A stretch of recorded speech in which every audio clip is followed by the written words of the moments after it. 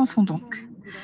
Bonjour, bon après-midi et bonsoir à toutes et à tous, selon l'endroit du monde où vous vous situez. Merci à cette session spéciale du Forum virtuel du Forum mondial de l'économie sociale. Promouvoir l'ESS par le biais de politiques publiques. Cette étude de cas est directive à l'attention des gouvernements locaux, coordonnée par CGLU, le GESEF, le Forum mondial de l'économie sociale, et l'Institut de recherche des Nations unies pour le développement social. Je m'appelle Chong Yi, coordinateur des recherches, et c'est moi qui vais modérer cette réunion. Aujourd'hui, nous allons vous présenter les résultats, les conclusions de ce projet qui s'intitule Promouvoir l'économie sociale et solidaire par le biais de politiques publiques. Il s'agit de 7 études de cas et de lignes directrices à l'attention des gouvernements locaux.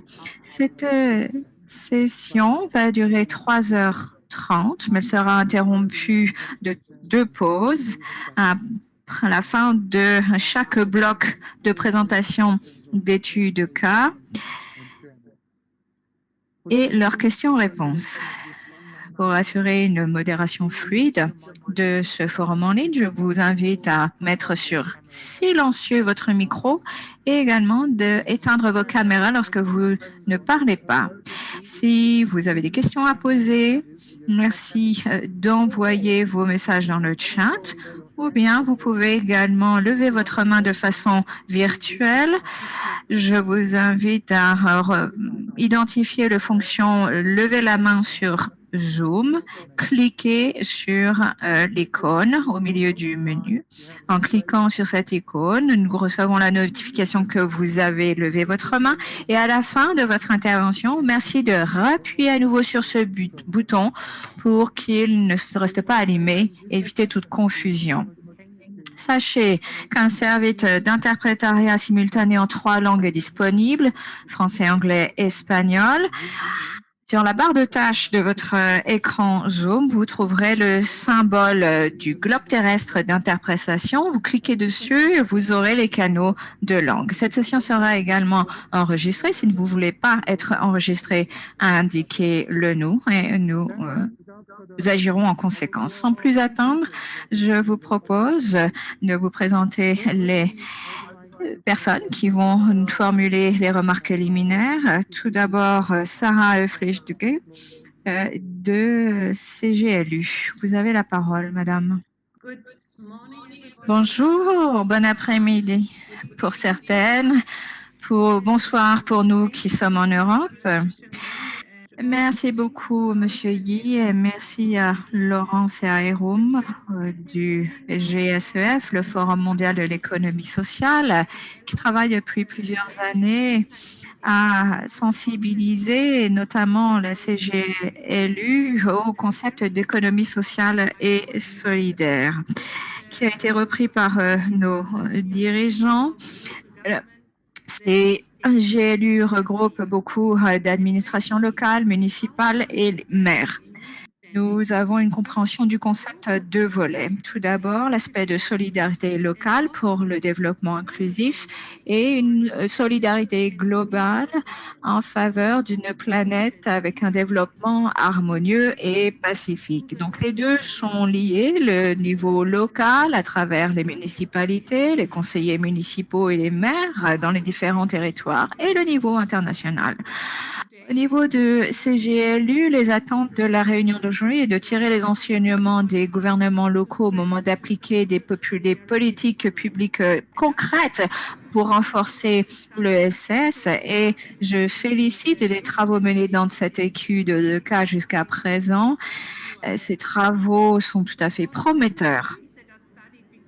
Pour les 7 villes qui font l'objet d'études de cas, le projet devrait permettre donc qu'elles réfléchissent à leur propre projet, leur degré de durabilité de politique et le fait que leurs exemples pourraient être répétés ailleurs. Pour les autres acteurs, l'ensemble des CGLU, eh bien, il faudrait que cela nous permette d'identifier les conditions propices à l'élaboration de politiques en faveur de la ESS. C'est important d'engager davantage de gestion des connaissances, de discussion, d'apprentissage de pair à pair à l'avenir. Nous sommes ouverts à cela et il me semble que la priorité est à se mettre en lien les uns les autres et de coopérer ensemble. Nous sommes confrontés à des défis sans précédent. La COVID-19 est sans précédent et cela entraîne beaucoup de conséquences sur les administrations locales. Nos dirigeants font face comme ils peuvent à la crise dans un esprit de solidarité et dans leurs territoires respectifs. Cet esprit, l'intention pour l'élaboration de politiques est partagée et les questions qui suivent, c'est pour qui et selon quelles modalités. Et donc, les modalités, il faudra en discuter ensemble. Madame Flech demande si on l'entend. Et nous espérons que les exemples de politiques publiques, financement, réglementation ou déréglementation parfois peuvent être des leçons et des exemples de pratiques optimales, mais également de ce qui a marché et ce qui a moins marché. Les administrations locales ne devraient pas être les seules cibles de ce guide. Souvent, leur influence sur le cadre institutionnel est limitée, notamment dans le domaine économique. L'analyse empirique de l'étude nous indique qu'une approche holistique de l'administration locale est une façon de fonctionner. Mais combien d'administrations locales appuient l'ESL sans disposer de compétences très claires ni même de moyens budgétaires pour y arriver? Et donc, il ne faudrait pas suivre une approche qui confine, qui isole les administrations locales. La CGLU est en train de revoir les politiques et la crise pandémique doit nous permettre d'améliorer nos politiques à l'avenir. Sur une base de large consultation avec l'ensemble des partenaires et des dirigeants, je vous donnerai le lien vers cette consultation. Tout à l'heure, nous avons synthétisé cette vision dans un document qui est disponible sur notre site Internet. Les services de base ne sont pas forcément tous publics. Et les systèmes multilatéraux ou d'autonomie financière, de démocratie ne sont pas des acquis indéfinis. Tous ces aspects nécessitent une valorisation et une solidarité. Le Forum pour le développement économique local est un forum d'articulation supplémentaire et nous attendions avec intérêt votre participation à l'élaboration de la feuille de route après 2020 dans ce domaine et nous comptons également sur le représentant de l'initiative ART du PNUD qui est un acteur clé. Il est important également de travailler sur le domaine de développement économique local. Donc ça, c'est une des premières priorités pour répondre à la crise sanitaire. L'ESS peut renforcer et informer les efforts consentis par bon nombre d'administrations locales pour venir en appui des acteurs de l'ESS, de beaucoup de foyers. Les coopératives sont notamment marquées par un rôle important des femmes, mais il faudrait que ce point soit très bien en compte et soit davantage reflété dans votre étude. Le dialogue entre le secteur public et privé au niveau du territoire sont en cours. La pandémie peut être un tournant pour permettre de mesurer d'une nouvelle façon l'économie, la productivité et le bien-être. Merci beaucoup et je serai avec vous ainsi qu'avec mon collègue Juan Carlos Uribe qui nous rejoint du département apprentissage de CGLU pour continuer les échanges. Merci. Our next speaker is Andrea Agostinucci, Local Economic Advisor for the UNDP Art Initiative. Andrea Agostinucci. Andrea Agostinucci, vous avez maintenant la parole. Merci beaucoup. Merci beaucoup. Est-ce que vous m'entendez bien, demande Andrea Agostinucci. Oui, on vous entend très bien. Très bien, donc bon après-midi pour nous qui sommes à Rome, du moins, bon matin ou bonsoir, peut-être pour certains et certaines d'entre vous, en fonction d'où vous vous situez. Tout d'abord, merci au GSEF et à l'UNSRIP de me laisser quelques opportunités pour parler de questions pertinentes aujourd'hui dans ce domaine de recherche très important. Je vais commencer avec quelques points en lien avec le contexte. Comme vous le savez, on est au beau milieu d'une crise mondiale sans précédent et ceci nous force à réfléchir. Il est important d'avoir des approches transformatrices qui suscitent une transition vers des sociétés plus justes et plus résilientes. Nous pensons que les territoires sont essentiels et les ODD sont d'autant plus pertinents. Il est crucial d'être plus fort et nous savons que les alliances sont une stratégie pour permettre la bonne mise en œuvre des ODD en partant du niveau local à travers des cadres de gouvernance à multiniveaux. Les modèles tels que l'économie sociale et solidaire revêtent un potentiel important. Ceci est en lien avec les transformations qui sont nécessaires au niveau local pour garantir les processus de localisation des ODD. Le potentiel de l'ESS est inhéremment local, en effet, qui permet d'aborder les problèmes sociaux et environnementaux.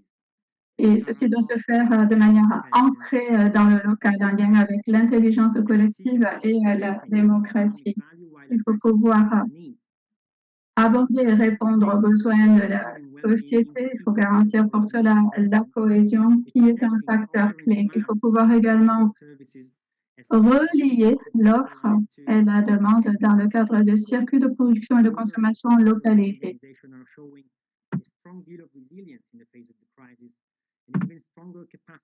Il faut garantir également les capacités pour répondre aux conséquences. Il faut faire les chantres de ces actions. Il faut travailler au niveau de l'intersection de l'efficacité, de la résilience et de l'équilibre écologique.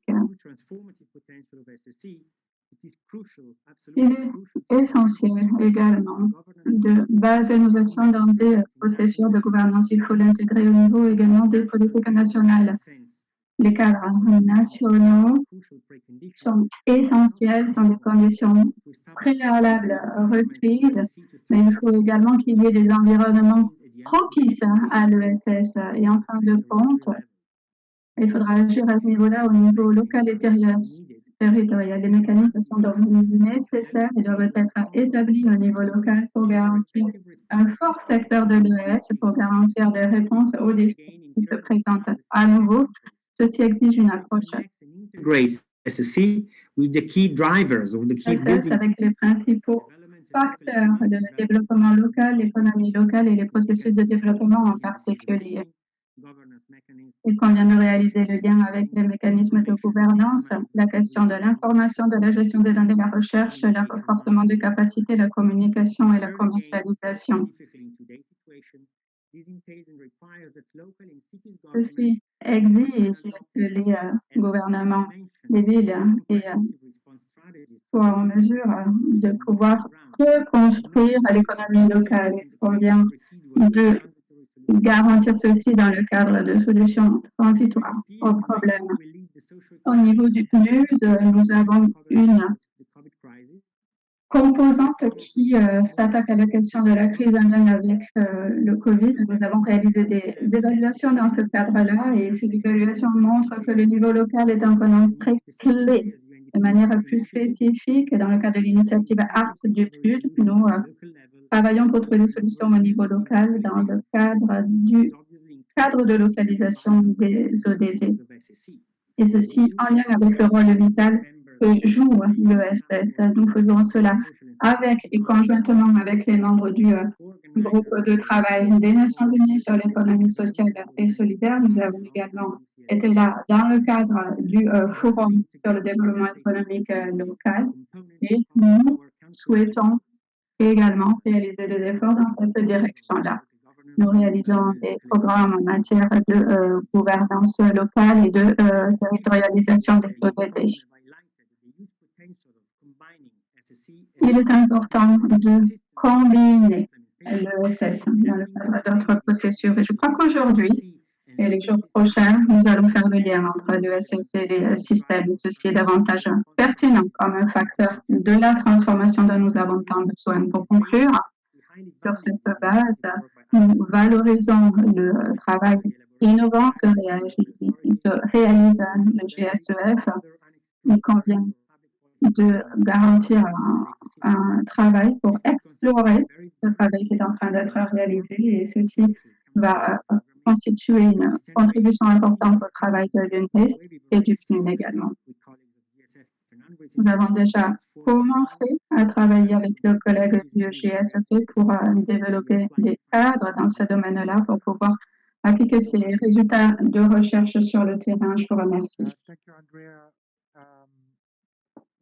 If you speak very fast, the interpreters would have problems. Merci Andrea. Je vous rappelle que si vous parlez très vite, eh bien, les interprètes ont des problèmes pour travailler à distance.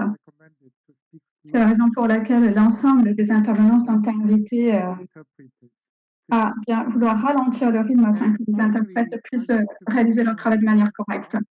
Je souhaite maintenant donner la parole à Laurence Poix, secrétaire générale du GSEF. Vous avez la parole, Laurence. Merci beaucoup. Merci à tous et à toutes. Bonjour à tous et à toutes. Bienvenue à cette session thématique spéciale sur la promotion de l'ESS par le biais des politiques publiques. Cette étude de cas est directrice locale à l'attention des gouvernements locaux co-organisée par l'INSRI, le GSEF et le CGL. Nous tenons cette session lors de la première journée du Forum virtuel mondial du GSEF de 2020, intitulé « Redoubler de solidarité face à l'adversité, le pouvoir de la communauté de l'ESS au service de la transformation ». Aujourd'hui, nous avons plus de 1893 personnes qui se sont enregistrées pour ce forum. C'est un grand succès. Je suis très honorée de donner cette remarque d'ouverture au nom du GSEF et également au nom de la communauté de pratique sur l'ESS du CGUL pour exprimer mes sincères remerciements et ma gratitude envers l'étude d'éminents chercheurs provenant de 7 villes et de 7 pays qui ont répondu avec leur expertise, leur intérêt et leur dévouement à ce projet. Mes remerciements spéciaux, ma gratitude vont également à l'équipe de l'UNSRI, notamment Il Chong-Yi, coordinateur principal des recherches, et Samuel Postistauer, analyste de recherche, qui ont coordonné ce programme de recherche lors des 2 dernières années et qui travaillent avec le secrétariat du forum pour faire de la session d'aujourd'hui une réalité. Je souhaite également remercier particulièrement Emilia Stani, secrétaire générale de CGLU, ainsi que Pablo Fernandez et Juan Carlos Uribe Vega. Nous savons en effet que le rôle du réseau Cité et gouvernements locaux unis est très important pour accompagner les gouvernements locaux autour du monde qui sont de plus en plus intéressés pour promouvoir les politiques publiques fondées sur l'ESS pour répondre aux besoins croissants de ces citoyens pour un développement inclusif et durable. Merci également à Andrea Agostinotti, qui est conseiller en matière de développement économique local pour l'initiative ART du PNUD, avec qui nous travaillons également pour le Forum mondial sur le développement économique local et avec qui nous avons également exploré la perspective d'une future collaboration pour mieux utiliser et diffuser ces directrices, ce qui nous permettra également de mieux atténuer la crise socio-économique actuelle et pour également définir une stratégie pour promouvoir le développement durable et inclusif. Il est important de noter que l'intérêt vis-à-vis de l'ESS a augmenté fortement ces dernières années, notamment face à de grandes crises, comme la crise financière mondiale de 2008 et à la suite de la pandémie de Covid-19. Alors que la recherche d'une alternative au système socio-économique actuel est devenue une tâche urgente lorsque la prise de conscience que le statu quo ne peut plus continuer s'est intensifiée par les acteurs politiques et les gouvernements locaux et nationaux, l'ESS est considéré comme une stratégie alternative possible pour impulser la transformation nécessaire et comme un moyen stratégique de mettre en œuvre les objectifs de développement durable d'une manière plus rentable et synergétique. Je pense que le groupe de travail interagence des Nations Unies sur l'ESS ainsi que les principaux réseaux d'économie sociale et solidaire, je pense notamment au réseau RIPES, le Forum international de l'ESS et le Forum mondial de l'économie sociale ont contribué grandement à augmenter la visibilité et la reconnaissance mondiale du rôle et du potentiel de l'ESS. Cependant, je souhaite aujourd'hui reconnaître de manière particulière la contribution excellente et importante réalisée par les chercheurs qui se sont engagés pour approfondir la compréhension de l'ESS en permettant que les pratiques et les actions en la matière soient interprétées dans le langage de l'élaboration des politiques et soient également mesurées eu égard des importants impacts politiques et sociaux pour les cercles politiques locaux, nationaux et internationaux, y compris pour leur rôle critique au moment de transformer les relations sociales et économiques et les systèmes. Certains des représentants sont présents aujourd'hui à cette session et je profite de cette opportunité pour exprimer mes sincères remerciements, mon appréciation à leur égard également. Je souhaite notamment les remercier d'avoir contextualisé, d'avoir également atteint les ODD au niveau mondial. Il s'agit de la raison principale qui éclaire et qui justifie la production de ce travail de recherche. J'espère sincèrement que la session d'aujourd'hui va contribuer grandement à augmenter la prise de conscience par rapport au rôle de l'ESS, au moment de faciliter un développement durable inclusif, afin de pouvoir garantir une reconnaissance par les décideurs et les gouvernements. Je suis très enthousiaste au moment d'écouter nos intervenants éminents aujourd'hui. Nous voulons entendre leur stratégie, leur vision sur comment améliorer les politiques publiques en matière d'ESS et intégrer l'ESS au niveau des agendas de développement nationaux et mondiaux. Alors, entendons et écoutons nos collègues. Nous souhaitons en effet construire des politiques publiques à travers l'ESS comme un chemin en direction de la transformation pour redoubler de solidarité face à l'adversité. Merci beaucoup pour votre attention. Merci beaucoup. Et nous allons maintenant passer à la discussion du projet. Je vais procéder à une petite présentation du processus. Samuel, vous avez maintenant la parole.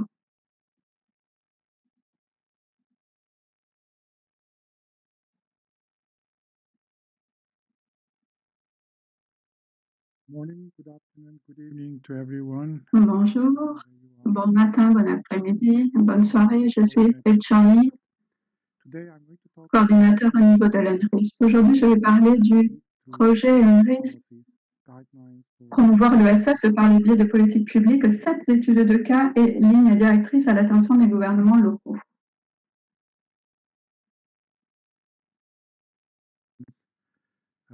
Au nom de l'équipe de projet de l'UNRIS, y compris Samuel Alfred Bonisauer, Carmen Chada, Alice Jenkins et moi-même.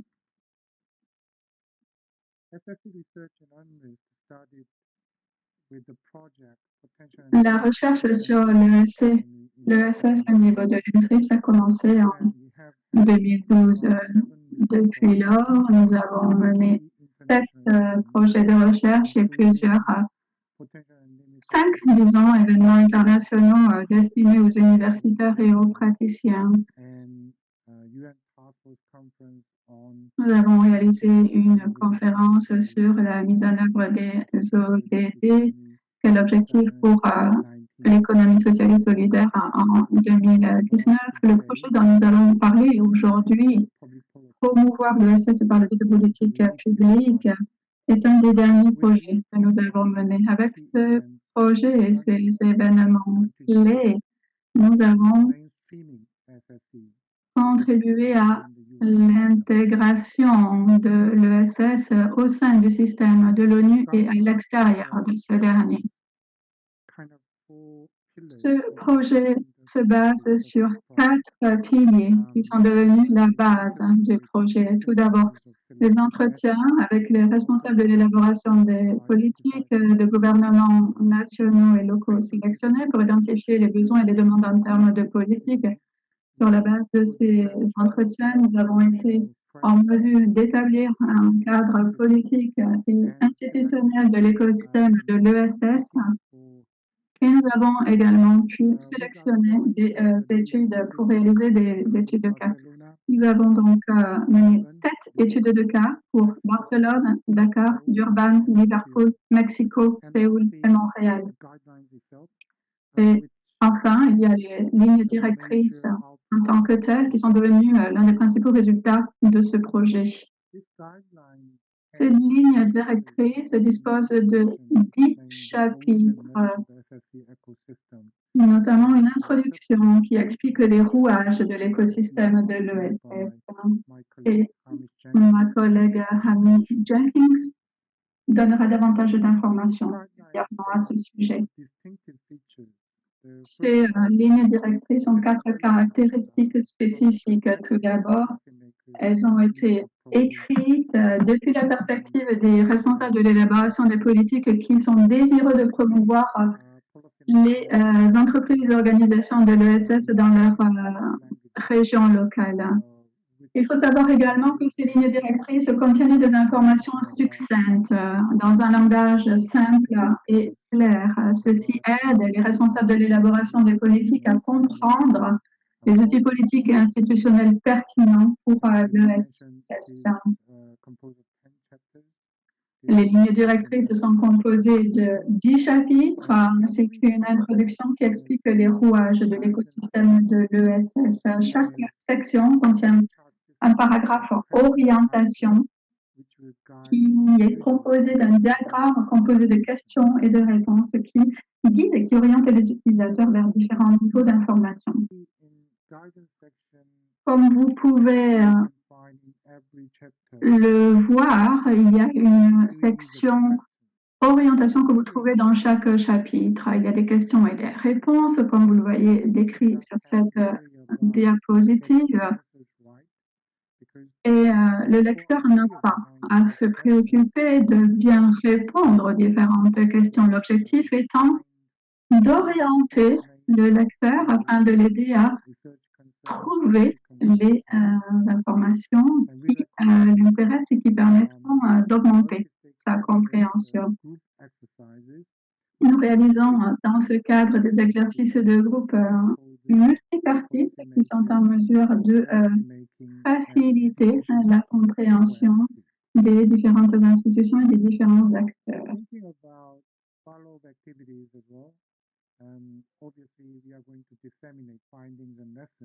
Nous allons disséminer, bien sûr, les résultats et les enseignements tirés de cette étude de cas. Nous avons commencé également des cours de formation et d'éducation et la diffusion des lignes directrices. Nous prévoyons également d'élaborer des lignes directrices pour les gouvernements locaux et de produire un document version 2.0.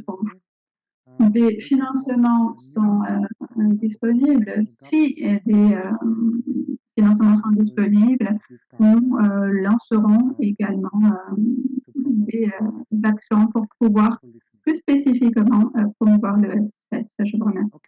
I give thanks to myself. Bien.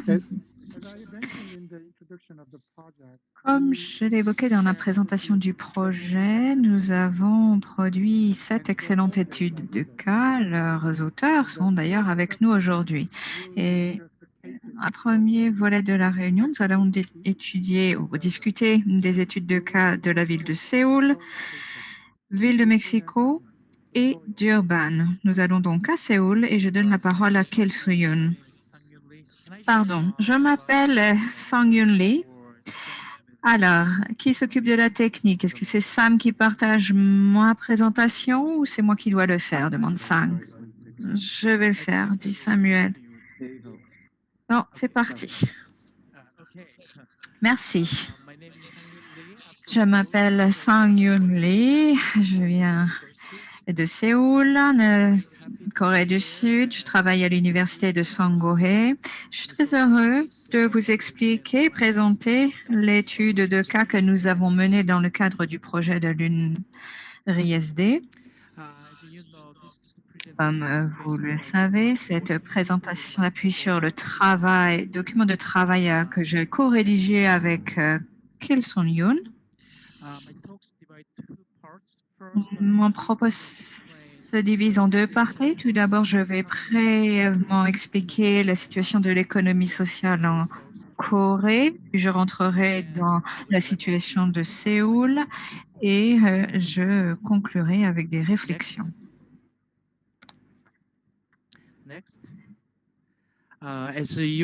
Alors, vous le voyez représenté graphiquement, les niveaux d'inégalité en Corée du Sud sont très élevés. Ce qu'on appelle des chaebol, ce sont des conglomérats d'entreprises détenues par des femmes. 10 grandes chaebol représentent 44% du PIB sud-coréen. Néanmoins, il n'existe pas encore de définition universellement acceptée de l'économie sociale et de sa portée exacte, mais en 2020, 2 projets de loi relevant de la loi cadre sur l'économie sociale ont été conçus et sont en cours d'examen.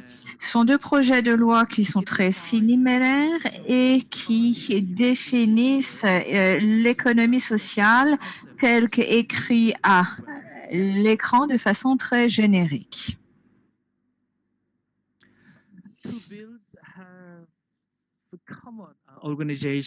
Alors, les 2 projets de loi définissent des types d'organisations qui sont animées de valeurs sociales, mais qui incluent des coopératives de différentes natures, entreprises sociales, entreprises autonomes, etc. C'est plus que des projets de loi. Et avant même l'élaboration de ces projets de loi, la ville de Séoul a promulgué des ordonnances municipales. Certaines sont reprises à l'écran. Donc, des actions législatives ont été prises par la ville de Séoul. Alors, ces statistiques portent sur l'ESS dans la totalité de la Corée du Sud, pas seulement à Séoul.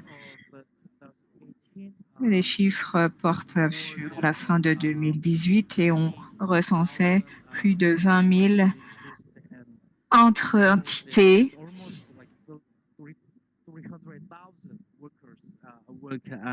Avec plus de 240 000 travailleurs. Voilà les 4 principaux types d'ESS que l'on trouve au niveau national. Et ce tableau ici est tiré du plan directeur de développement des ressources humaines pour l'économie sociale, du ministère de tutelle, du ministère de l'Emploi et du Travail. Et c'est une agence de promotion qui est chargée de promouvoir ce plan directeur, un programme de soutien aux jeunes entrepreneurs sociaux pour les soutenir et les dynamiser. Passons maintenant au cas de Séoul, la ville de Séoul. Vous voyez ici à l'écran qu'en 2020, plus de 4 000 coopératives étaient enregistrées à Séoul en septembre 2020.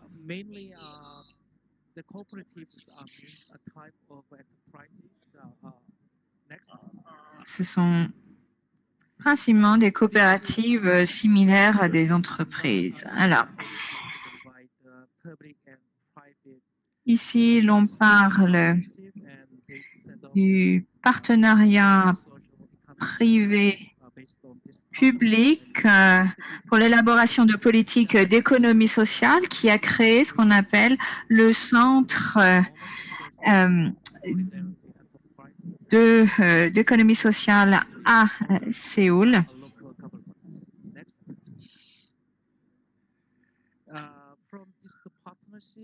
À partir de ce partenariat, donc le Centre pour l'économie sociale de Séoul a été créé. Le centre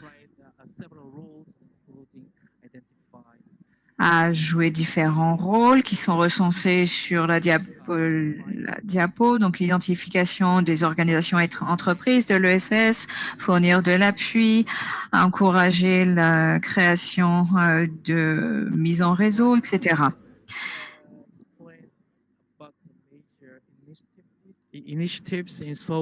Parlons maintenant des grandes initiatives d'ESS à Séoul.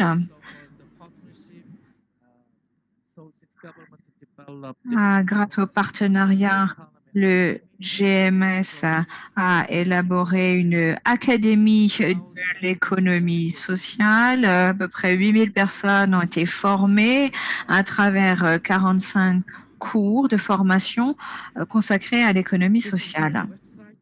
Ici, vous voyez une capture d'écran du site Internet de cette académie. Et si vous naviguez sur ce site, il y a des vidéos qui vous expliquent ce qu'est l'économie sociale de façon générale. On vous explique également différents types de compétences, comme par exemple en marketing, etc.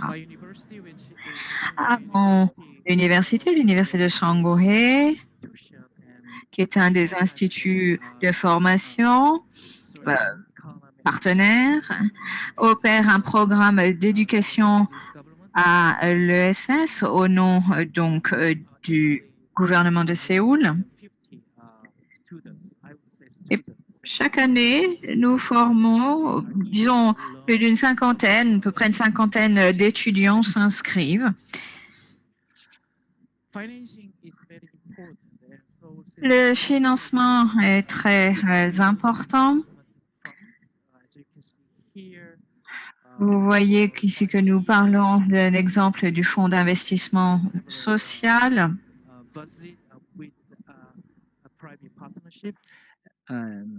Qui s'appuie sur, encore une fois, un partenariat public-privé.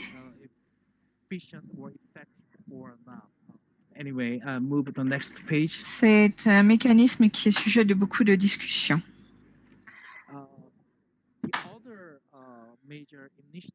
L'autre grande initiative à souligner porte sur les marchés publics, la commande publique, donc, qui privilégie l'ESS. Le GMS a promulgué 2 ordonnances ciblant la commande publique.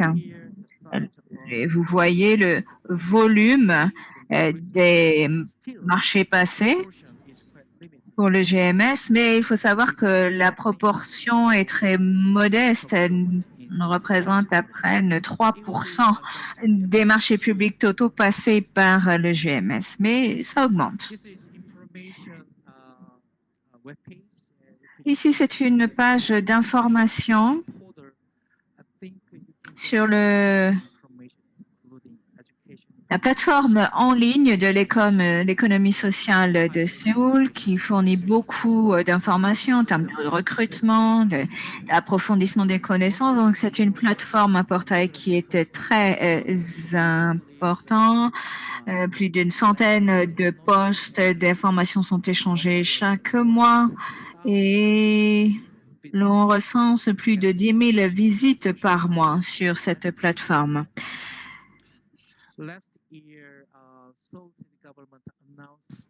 Ensuite, ici, c'est pour vous indiquer que le GMS a annoncé le plan de promotion de l'économie sociale 2.0, principalement pour sensibiliser les citoyens à participer à l'économie sociale. Leur participation est essentielle.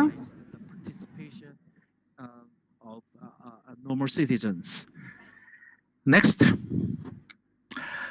Well, as a wrap-up, I do believe that next slide, please. I do believe that legal. Je Conclusion. Je pense que différentes mesures politiques sont tout à fait importantes, mais néanmoins, l'indépendance, l'autonomie, la gestion des compétences nécessaires sont des éléments importants pour dynamiser de façon collective ce secteur. Voilà, c'est tout ce que j'avais à vous dire sur Séoul. Et si vous avez des questions, n'hésitez pas à me contacter par email. Merci, Sang-Yun. Je vous propose de passer à Ville de Mexique et j'ai une petite annonce. Lorsque vous parlez, merci de cliquer. Si vous voulez écouter l'interprétation, il faut également que vous désactiviez la fonction Original, donc Mute Original Audio. Donnons donc la parole au représentant de la ville de Mexico qui est pré-recordé, préenregistré, dit Samuel. Can we just try with the Spanish interpreter first because it seems that people cannot hear. Alors, il semble qu'il y a des difficultés à écouter la traduction à l'interprète, les interprètes espagnols. No. Just I tried to him in the Spanish channel. Il semble qu'il y ait des difficultés à écouter les interprètes d'espagnol. Rodrigo, can you keep on talking in the Spanish channel? Then we can try.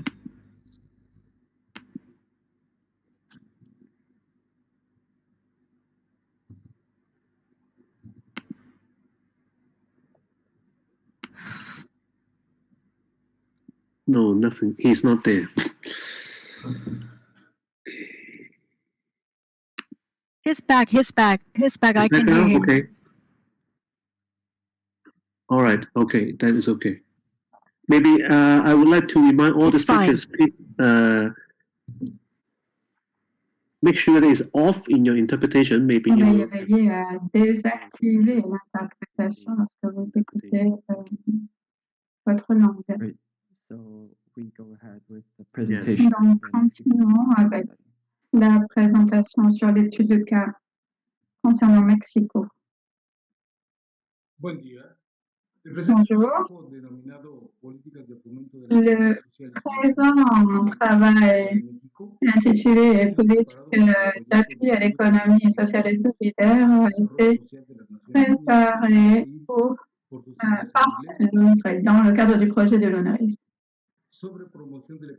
concernant la promotion de l'économie sociale et solidaire à travers les politiques publiques. Cette étude correspond à l'étude réalisée à Mexico en lien avec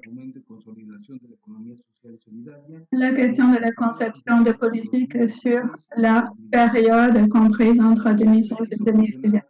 Il est important de mentionner qu'il existe des antécédents importants qui encadrent ce type de politique dans la ville de Mexico. Toutefois, ce n'est qu'en 2007 que des programmes spécifiques du secrétariat au travail et à la promotion de l'emploi ont été officiellement mis en œuvre pour la promotion et le renforcement du coopérativisme local avec des budgets indirects provenant toujours de différents services du gouvernement du district fédéral. Aujourd'hui, GCDMX, désormais doté d'un budget propre, le programme de promotion, renforcement et intégration des coopératives, PPFIC, a été promu entre 2012 et 2014 et a apporté une aide à 157 coopératives au total, constituées de 2442 personnes. Le programme de soutien au développement des sociétés coopératives de la ville de Mexico a été poursuivi en 2015, tandis qu'en 2019 a été lancé le programme de promotion et de constitution d'entreprises sociales et solidaires au COFRES, auquel se réfère cette étude. Sur le plan méthodologique, l'étude s'est déroulée en 3 étapes. Pendant la première, une revue exhaustive des documents existants a été réalisée, notamment les livres, articles, documents, lois, règlements, journaux, des débats parlementaires et en particulier les règles de fonctionnement des différents programmes. ainsi que leurs appels à projets et leurs évaluations publiées au journal officiel du district fédéral de 2016 et à partir de 2017 au journal officiel de la ville de Mexico. La deuxième étape a consisté à recentrer des informations de terrain auprès de sources clés, comme les fonctionnaires et anciens employés des différents services de l'administration locale, de dirigeants et de membres des coopératives bénéficiaires, des formateurs agréés par le STPE ainsi que des spécialistes du domaine. La troisième étape a été consacrée au traitement des informations, à leur analyse et à la rédaction du rapport final sur la base des résultats et des conclusions. Quelles sont les principales conclusions de la recherche? Les conclusions sont les suivantes. Sur la période étudiée, les politiques publiques de promotion de l'économie sociale et solidaire dans la ville de Mexico se maintiennent en raison de l'inertie juridique et institutionnelle et en tant que produit de la demande sociale existante. Il existe en deuxième lieu un élément de subsidiarité, de complémentarité et de dépendance vis-à-vis de la politique sociale générale menée par le gouvernement de la ville de Mexico, comme les programmes visant à lutter contre le chômage. Troisième conclusion, entre 2015 et 2018, les résultats modestes obtenus ont été entachés par une gestion trouble, tant de la part des fonctionnaires que des bénéficiaires, des ressources et de projets de soutien à l'économie sociale et solidaire. Quatrième conclusion, à partir de 2019, la mise en place du FOCOFES a représenté un tournant majeur dans la politique publique marquée par l'introduction de procédures administratives fortement centralisées dans le but d'éradiquer la corruption. Néanmoins, cela a donné lieu à des excès, notamment le licenciement massif de personnel, le non-renouvellement des contrats de formateurs qualifiés, la suppression des aspects positifs des programmes antérieurs. Et cinquième conclusion, dans le cadre de la politique d'austérité républicaine en vigueur au niveau national et des États, 16 personnes ont été embauchées. Un effectif insuffisant face à l'ampleur des objectifs à atteindre fait que la structure institutionnelle a manqué de se retrouver dépassée par l'importance de la demande générale. Le SPP, ce programme de promotion, a rapidement atteint l'objectif fixé, mais la façon dont ont été créées les coopératives a été de toute évidence défectueuse, laissant présager que très peu survivront même à court terme. Le sous-programme de renforcement, quant à lui, n'a pas rempli son objectif. Le FOCOFES manquait de précision ou de stratégie claire. Les responsables de son exécution n'arrivent toujours pas à mesurer, à orienter ou à canaliser le potentiel transformateur et novateur de l'ESS. Au lieu d'exécuter une politique publique vivante et organique, en dialogue permanent et constructif avec ses bénéficiaires, celle-ci a été appliquée de façon instrumentale en se contentant de remplir les exigences formelles des processus administratifs en termes d'objectifs quantitatifs, mais sans se préoccuper de son orientation ou conduite stratégique. Il y a des bruits de fond. Derrière l'intervenant, l'interprète s'excuse par avance. Le cadre juridique en vigueur n'est pas appliqué ni renforcé sur la base de l'expérience accumulée. Ainsi, il ne reflète pas les avancées obtenues dans le texte constitutionnel de la ville et contredit d'autres normes juridiques comme la loi sur les marchés publics ou la loi de développement social, pour citer deux exemples. Est-ce que vous pourriez, s'il vous plaît, demander au niveau de la modération de bien vouloir éteindre tous les micros pour éviter tout bruit de fond? C'est une dame qui parle en fond sonore, dit-on. OK. Très bien, donc nous allons pouvoir répondre.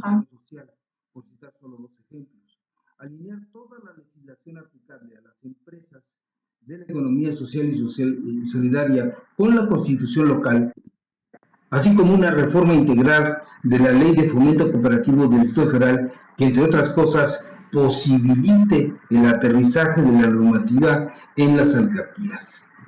La forma como se implementan los programas. La manière selon laquelle les programmes sont mis en œuvre n'est pas appropriée. Ils ne se fondent pas sur un diagnostic objectif des conditions dans lesquelles les coopératives réalisent leurs activités associatives et entrepreneuriales. Il n'y a ni études, ni travaux de recherche, ni même un répertoire contenant les éléments relatifs à l'environnement de travail de l'institution d'exécution, le nombre et l'identité des coopératives soutenues ainsi que les résultats concrets de ce travail.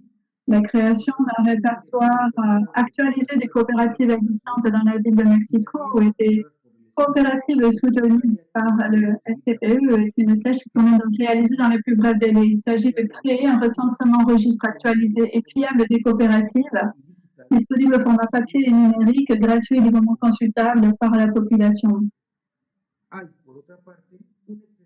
L'extrême rigidité du fonctionnement des programmes et la brièveté de leur mise en œuvre constituent un autre défi. Toutes les procédures administratives doivent être simplifiées et assouplies pour être moins complexes et bureaucratiques. Il convient de miser sur la numérisation des démarches, y compris pour l'envoi des documents. Ce travail permettra de publier en ligne les réponses aux demandes des coopératives, améliorant la transparence dans l'utilisation des fonds publics.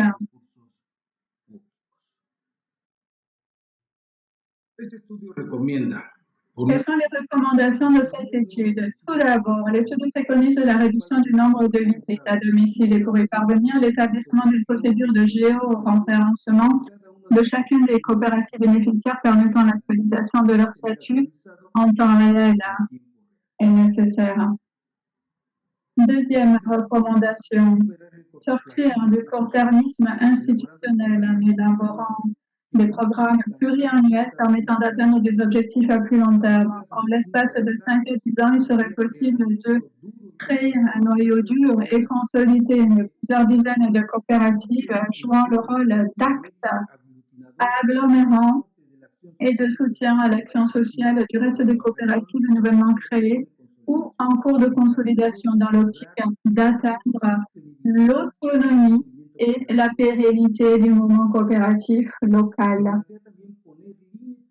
Troisième recommandation, apaiser les rivalités entre acteurs dans la gestion des espaces institutionnels, cesser le changement continu des hauts fonctionnaires et l'incapacité à former de nouvelles équipes de travail intégrées dans le but de garantir la continuité et l'aboutissement approprié de tous les programmes.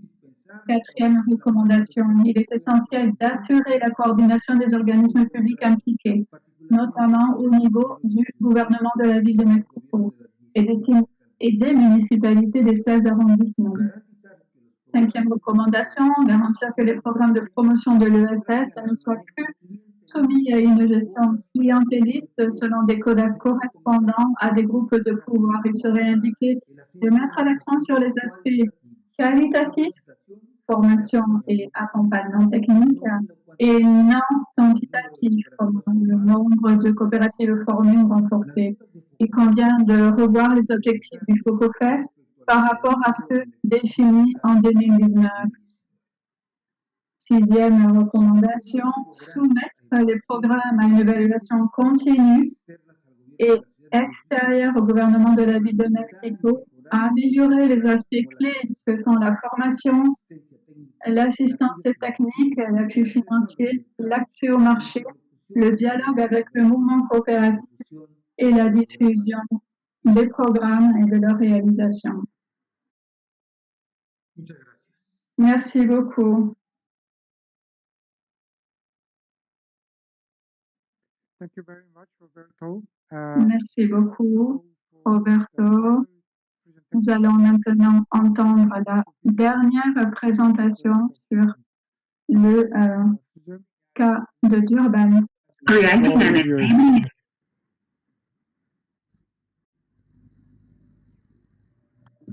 Once more, it's a recording, so we'll go ahead with the recorded version. And thanks for those who were sending me messages in the meantime. Bien, merci aux personnes qui m'ont envoyé des messages pour me donner des conseils. Le problème est que lorsque je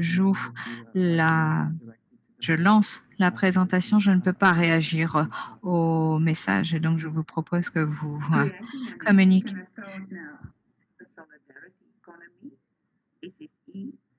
Donc, créer un environnement propice à l'ESS par le biais de politiques publiques à Durban en Afrique du Sud. La ville de Durban est connue dans le contexte local sous le nom de la municipalité métropolitaine eThekwini, ETMM, qui fait référence à la large superficie couverte par la métropole. eThekwini vient de Iteku en zoulou qui veut dire baie ou lagon et c'est une destination très populaire pour les vacances à la plage. Durban est la troisième plus importante grande ville en Afrique du Sud et la plus grande ville de la province du KwaZulu-Natal. Ces cartes vous permettent de localiser Durban au sein de l'ETMM et à gauche, vous avez tout en haut les 9 provinces de l'Afrique du Sud, puis en haut à droite, les provinces sont réparties en arrondissements municipaux. En dessous, vous avez une carte du KwaZulu-Natal et enfin, à droite, une carte de la municipalité métropolitaine eThekwini avec Durban. C'est donc en bas à droite.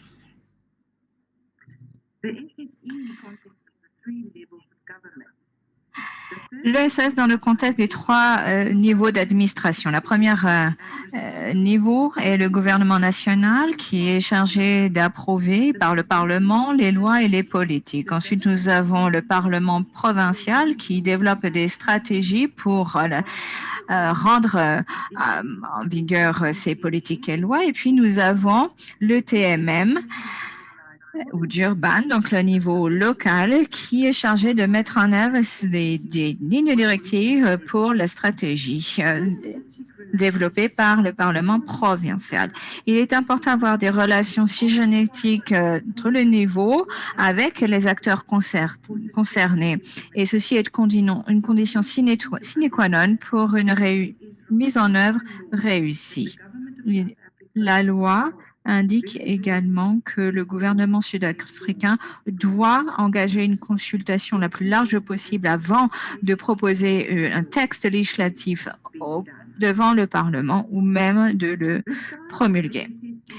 Quelle est la taille de l'ESS en Afrique du Sud? Eh bien, les entités actives sont opérationnelles, tandis que les entités inactives sont dormantes, n'ont pas envoyé leur rapport annuel, ou bien sont des sociétés boîtes aux lettres, vitrines, savoir achetées par un avocat et qui sert d'office jusqu'à ce qu'un client achète une société. 30% des entreprises non ESS sont actives, tandis que 80% des EOESS sont actifs. Nous nous concentrons donc sur les EOESS actives et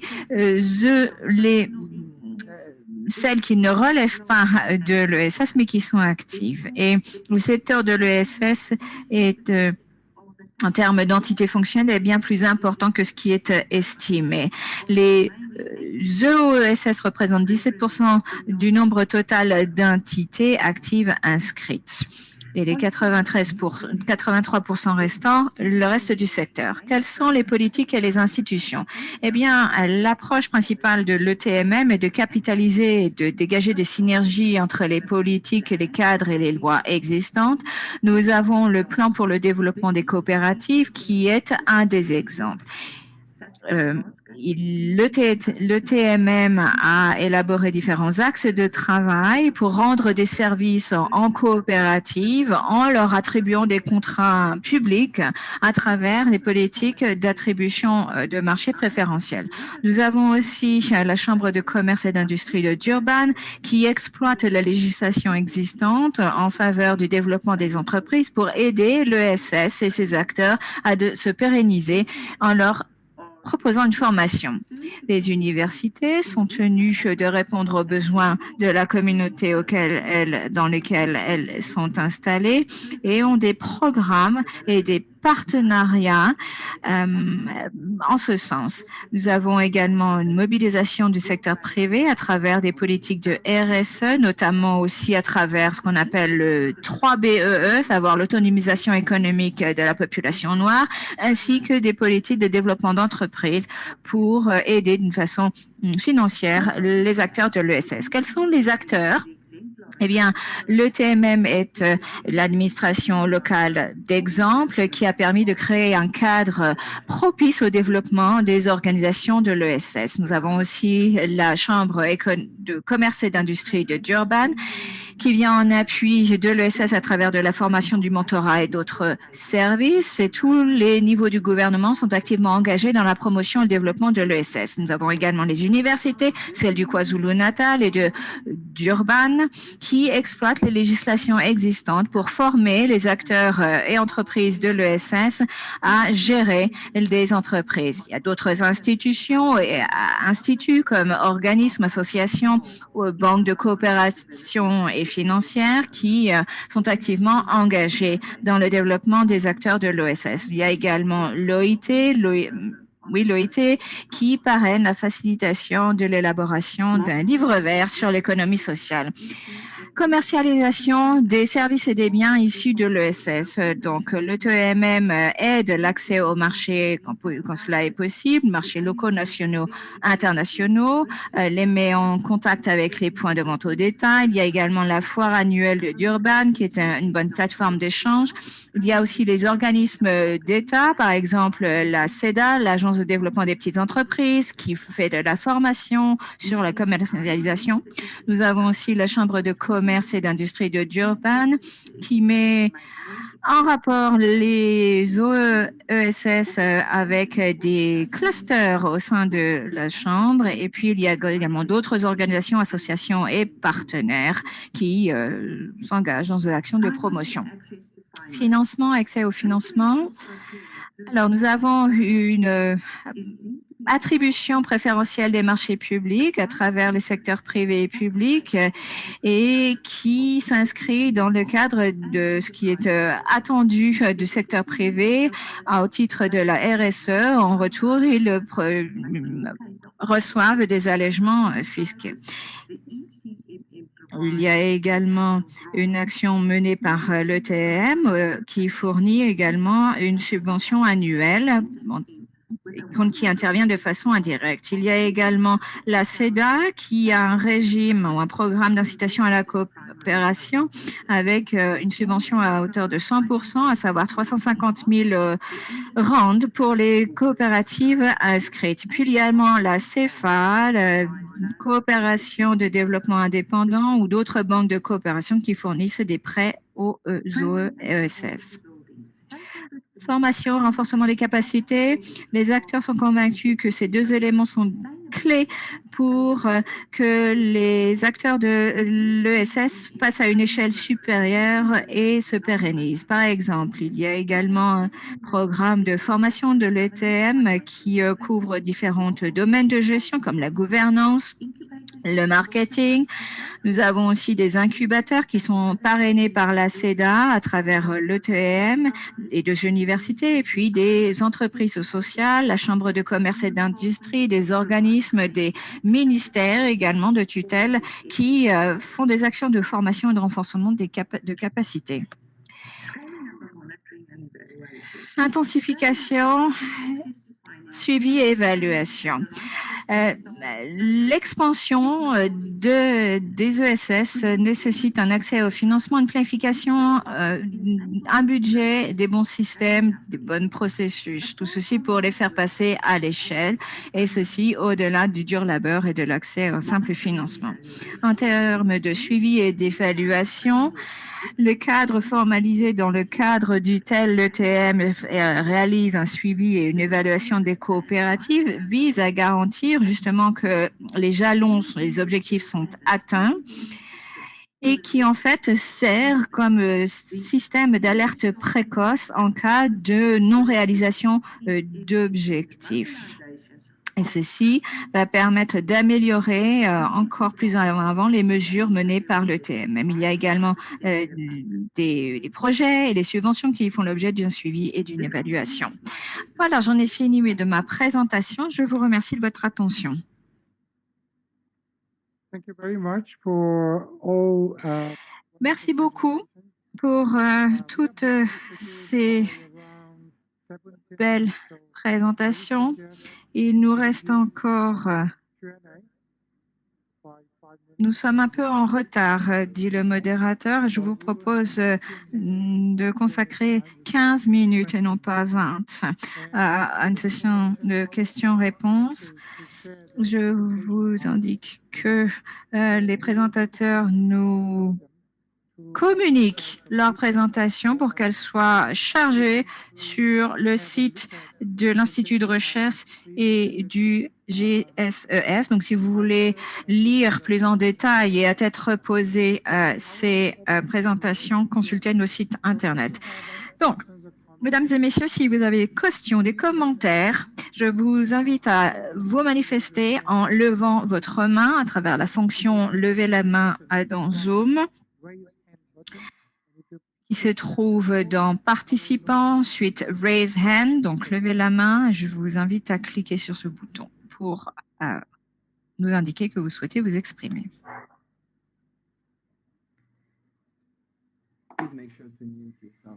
Merci également de activer votre micro pour parler et de le désactiver quand vous avez fini votre intervention. Si vous n'identifiez pas la fonction « Lever la main » sur Zoom, eh bien, écrivez un message dans le chat. Je ne vois aucune main qui se lève, indique le modérateur. Sam, est-ce que tu vois des mains qui se lèvent? Alan,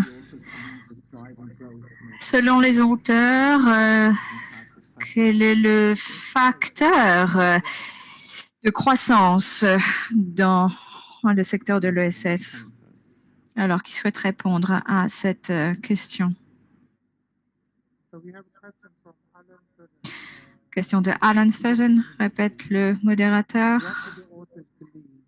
Selon les auteurs, quel est le facteur de croissance dans l'ESS? Les facteurs de croissance, évidemment dans le contexte des politiques publiques. Donc, les auteurs peuvent tout à fait parler des différentes politiques qui permettent de dynamiser la croissance de l'ESS. Peut-être, est-ce que Durban peut répondre? Est-ce que Susan peut répondre à cette question? Le facteur le plus important pour Durban se situe au niveau de l'administration locale.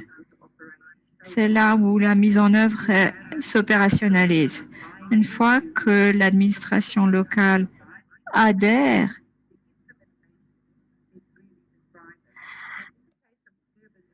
la connexion avec Suzanne n'est pas de qualité qui permet à l'interprète de faire son travail. Nous entendons Suzanne très mal et donc l'interprète ne peut pas faire son travail.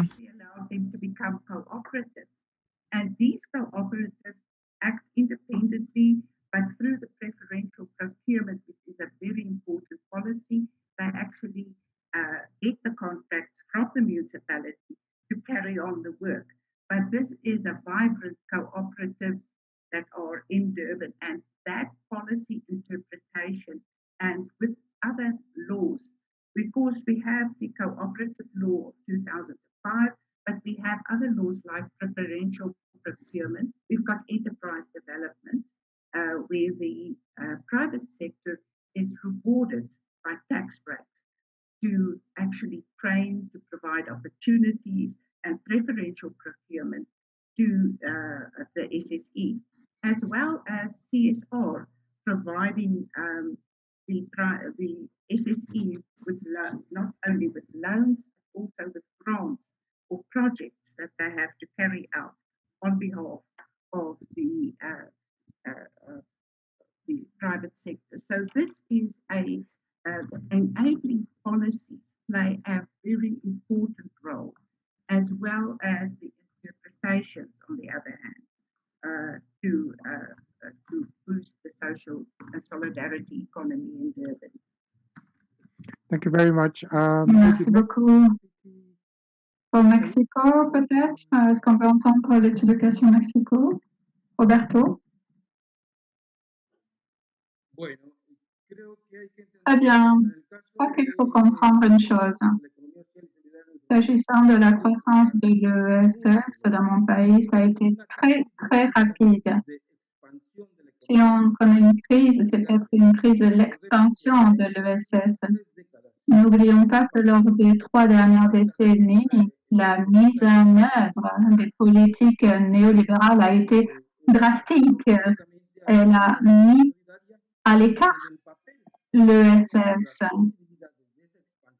Même si sur le papier, il y avait une possibilité d'expansion, dans la réalité, les organismes qui auraient pu se charger de la mise en œuvre de l'ESS étaient en réalité des centres névralgiques de la corruption et étaient caractérisés par une incapacité réelle. Donc, aujourd'hui, il y a une forte expansion, bien sûr, mais on essaie de mettre chaque pièce à son endroit. Et il faut pouvoir garantir la réalité des mouvements de l'ESS et les politiques publiques qui sont là. Elles sont présentes. Et c'est cette situation qui nous amène à proposer tout ce que nous proposons en matière de réorganisation des mouvements et d'intégration. Mais je crois qu'en effet, on est face à une crise, mais c'est à une crise de l'expansion. Très bien, on a d'autres questions, dit Samuel. Phil Changli indique qu'il y a plusieurs questions par rapport à l'autonomie de l'ESS. Est-ce qu'il y a un contrôle dominant de la part de l'État au niveau des secteurs économiques? Quel est le rôle de l'ESS et comment cette manière peut-elle maintenir ces objectifs s'il y a une force dominante au niveau du marché?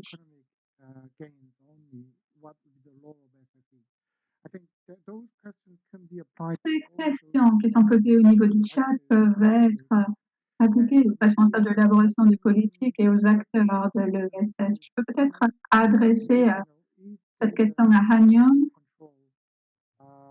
donc en lien avec le contrôle de l'État sur l'économie. Quel devrait être par conséquent le rôle de l'ESS pour être fonctionnel au moment de gérer les objectifs et l'activité économique?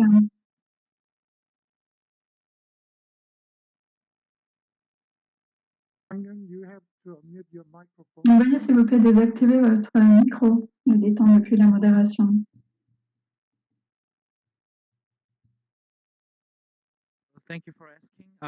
Merci de m'avoir posé la question, Sandio. Fondamentalement, je crois que les cadres juridiques et institutionnels sont assez importants pour stimuler l'économie sociale, car le statut officiel améliore la visibilité de l'ESS au niveau de l'agenda politique. Par ailleurs, les cadres juridiques contribuent à créer un environnement politique favorable. Donc, essentiellement, je pense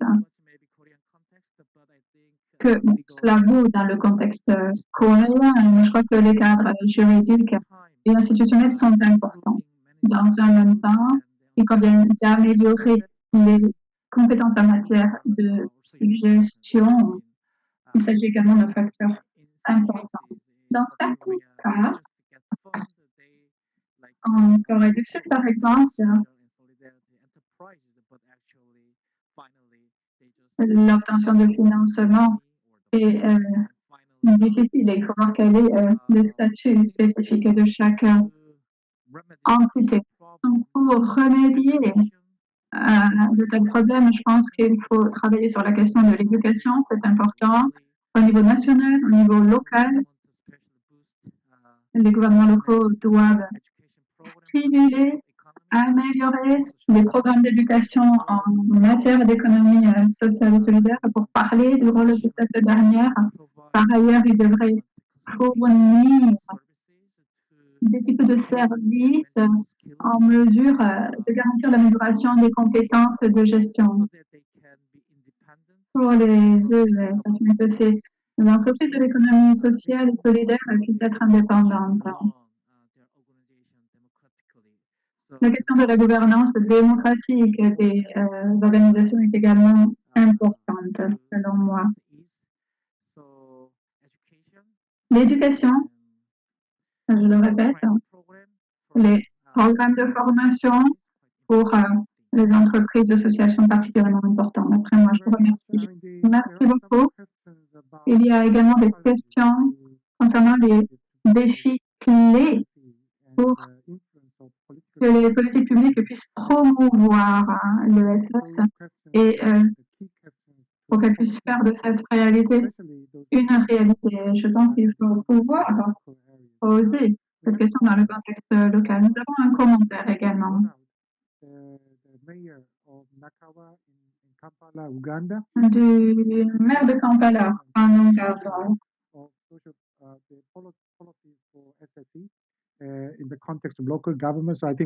Je pense que nous en parlerons à la fin de cette session. Mais Ronald, vous avez la parole. Bonjour à tous et à toutes. Je suis Ronald Suga, je suis maire de la division de Nakawa à Kampala, à Ouganda. J'aurais une petite observation. Nous sommes face à un défi important. La plupart des ESS sont des économies de l'économie, des entreprises de l'économie sociale et solidaire sont informelles. Et il convient de tirer une relation avec la question de la démocratie. La formalisation des ES en Ouganda constitue un défi car la majorité de la population ici est très pauvre. Et je me demande ce que nous pourrions faire pour garantir l'enregistrement, la constitution de certaines de ces entreprises. Je vous remercie. Merci pour cette question. Je crois que ces questions devraient être abordées dans la deuxième partie de cette session lorsque nous aborderons les autres études de cas, car toutes ces questions sont pertinentes pour les gouvernements locaux. Nous pouvons peut-être obtenir des réponses des études de cas qui seront présentées ultérieurement, concernant notamment Montréal, Barcelone et Dakar, ainsi que Liverpool. Nous pouvons donc entendre ces présentations et je vous propose maintenant d'avoir une petite pause, une pause de 5 minutes, et je vous propose donc de se revoir à 19h-5 heure de Genève. Donc, en fonction d'où vous trouvez, vous pouvez calculer le temps. On se revoit tout à l'heure. Je vous remercie. Merci d'avoir été là lors de la première partie de cette discussion et à tout de suite. Est-ce que vous êtes prêts? Vous êtes prêts? 1, 2, 3. Samuel? C'est bon, Samuel? C'est dans la boîte? Oui, tout à fait. J'ai tout entre mes mains. Très bien, donc on reprend la session. Et cette session va nous permettre de présenter 4 études de cas. Nous allons commencer par Barcelone. Aaron, vous avez demandé la parole dans l'étude de cas sur Barcelone. Non, excusez-moi, je ne faisais qu'applaudir. Très bien, donc le cas sur Barcelone avec Rafael Chavez Avila, s'il vous plaît. Rafael, vous avez la parole.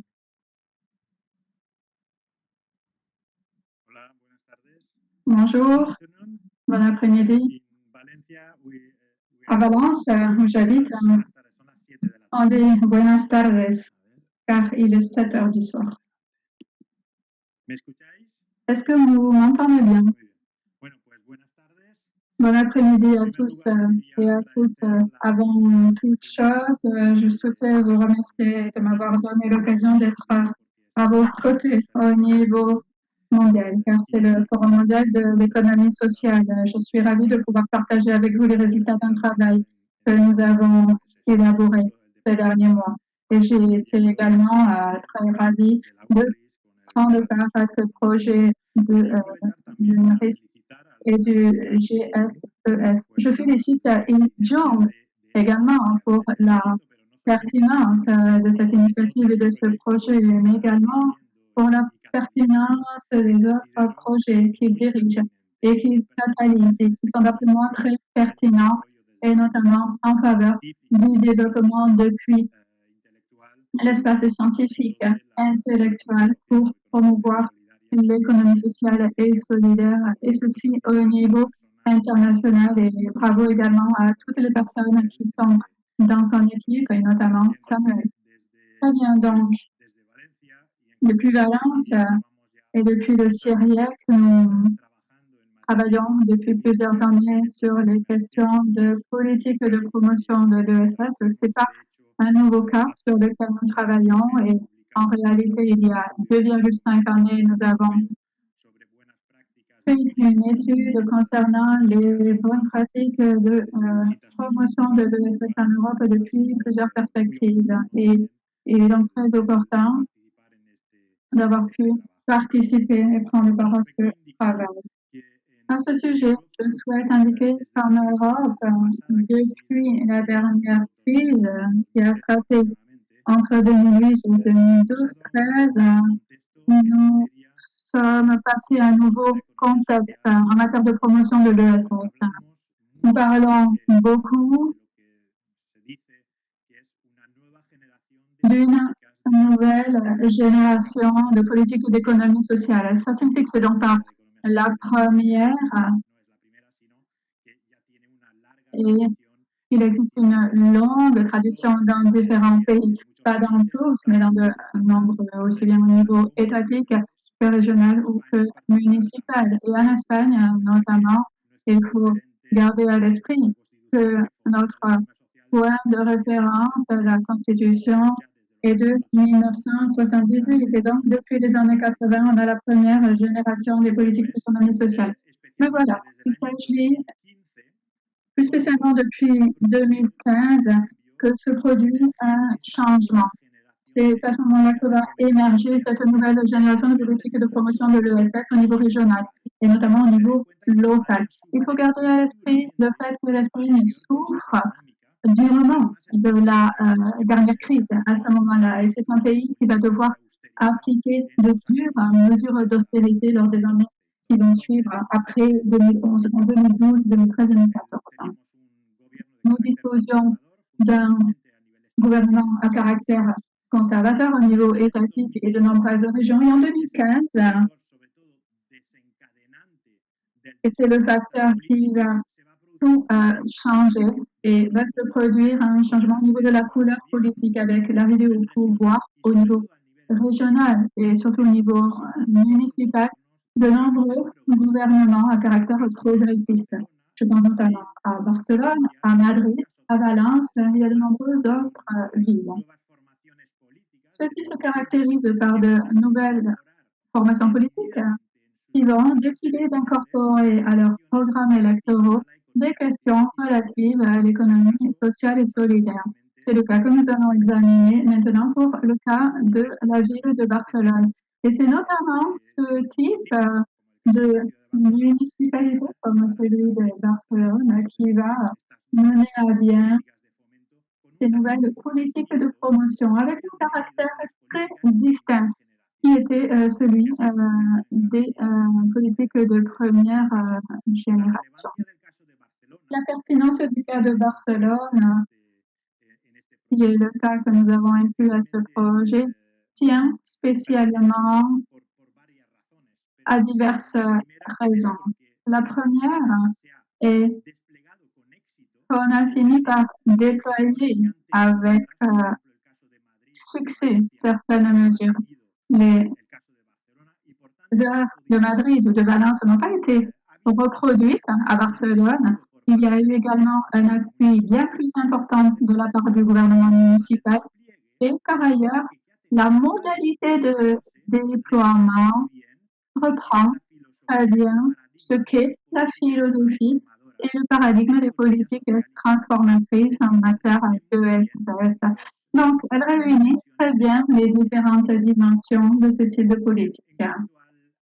S'agissant de la méthodologie que nous avons maintenant suivie pour développer ce cas, eh bien, sachez que plus que jamais, moi, j'aime l'approche de la recherche partenariale et donc j'ai recherché des collègues pour la ville de Barcelone. Donc, je suis allée voir Jordi Villa, par exemple, qui est le leader, si vous voulez, intellectuel de cette politique. C'est lui qui a été précisément la personne chargée pour l'économie sociale et solidaire au niveau de la municipalité de Barcelone. Et Jordi Garcia également, il y a un arrière-fond derrière l'auteur.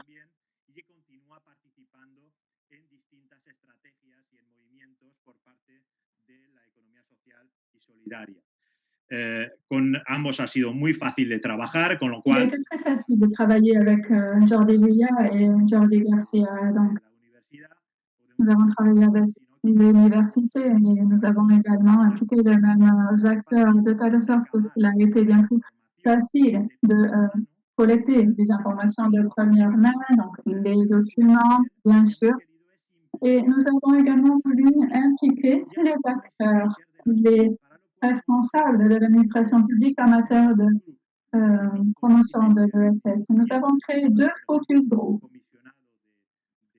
Un premier qui inclut le commissariat, donc le référent d'administration publique en la matière au niveau de la municipalité, ainsi que les principaux représentants de l'ESS au niveau de la ville de Barcelone. Nous avons donc eu une conversation très fructueuse. Malheureusement, le cas ne peut pas refléter l'ensemble des questions qui ont été discutées et caractérisées par une grande richesse. Cette étude de cas est disponible en espagnol et en anglais. Je crois qu'il y en a très peu qui sont encore en mode bilingue.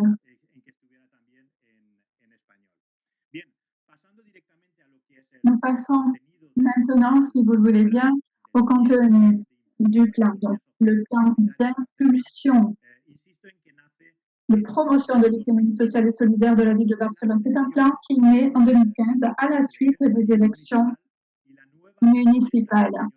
La nouvelle maire, Ada Colau, qui vient d'une nouvelle formation politique, un parti progressiste qui émerge dans ce nouveau contexte, Ada Colau manifeste cette volonté politique et nomme Jordi Villa comme commissaire pour ouvrir une nouvelle politique qui était inexistante les années précédentes au niveau de la municipalité. C'est très important. Elle a veillé également à ce que ce ne soit pas un homme ou une femme politique, mais un activiste de l'ESS qui dispose d'une grande expérience en matière de représentation du secteur et de participation au niveau des politiques. Un autre élément très pertinent qu'on vient de souligner est que le gouvernement mise également à ce moment-là en faveur de l'ESS. Ceci signifie que la dotation budgétaire augmente de manière très significative. On lui demande de terminer sa présentation en 2 minutes depuis la modération. Très bien. Bien.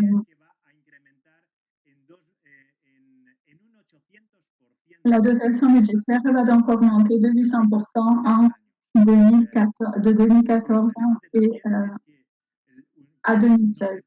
Ce qu'on vient de souligner,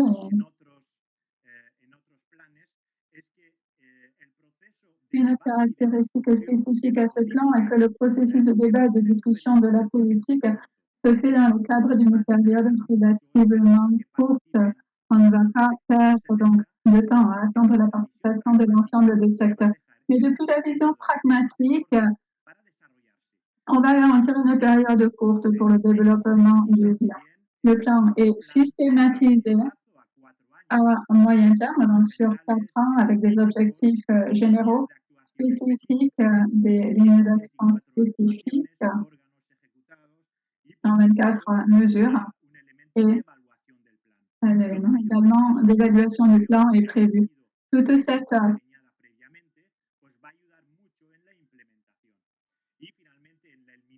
sont de fond au niveau de l'intervention de l'intervenant qui empêche l'interprète de travailler correctement. 4 caractéristiques ont pu être garanties. Le plan va aborder la transversalité de l'ESS, c'est-à-dire que la vision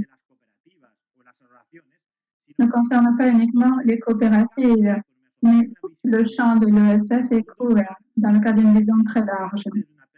Le plan va également arrêter la perspective d'une co-construction publique communautaire. Les secteurs sociaux de l'ESS et la municipalité sont ainsi intégrés. La perspective qui est utilisée est également de type transformateur, donc cela n'a rien à voir avec une vision palliative.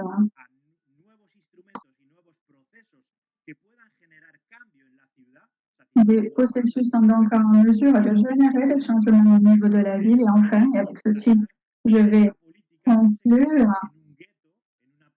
une action réalisée pour éviter que cette politique ne soit pas ghettoisée, disons, mais qu'elle puisse être intégrée aux autres politiques de la ville. Donc, dans le cadre d'une approche d'intégration, donc il y aura toute une série de barrières, d'entraves, mais la manière dont a été développée la politique a été assez positive. Je m'excuse si ma présentation a été trop longue. Merci. Merci beaucoup. Je pense que vous avez ainsi pu répondre à certaines questions qui ont été posées précédemment. Je vous propose maintenant d'écouter le cas de Montréal. We have a pre-recorded presentation, right? Nous avons une présentation préenregistrée. Oui.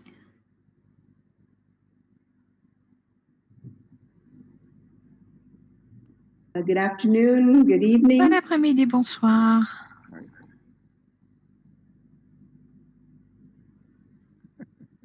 My name is. Je m'appelle Margie Mendel et ma co-autrice Nancy Nimpton se joindra à moi pour vous décrire les politiques publiques en faveur de l'ESS dans la ville de Montréal dans le cadre du projet de l'UNRISD, promouvoir l'ESS à travers les politiques publiques, ligne directrice pour les gouvernements locaux.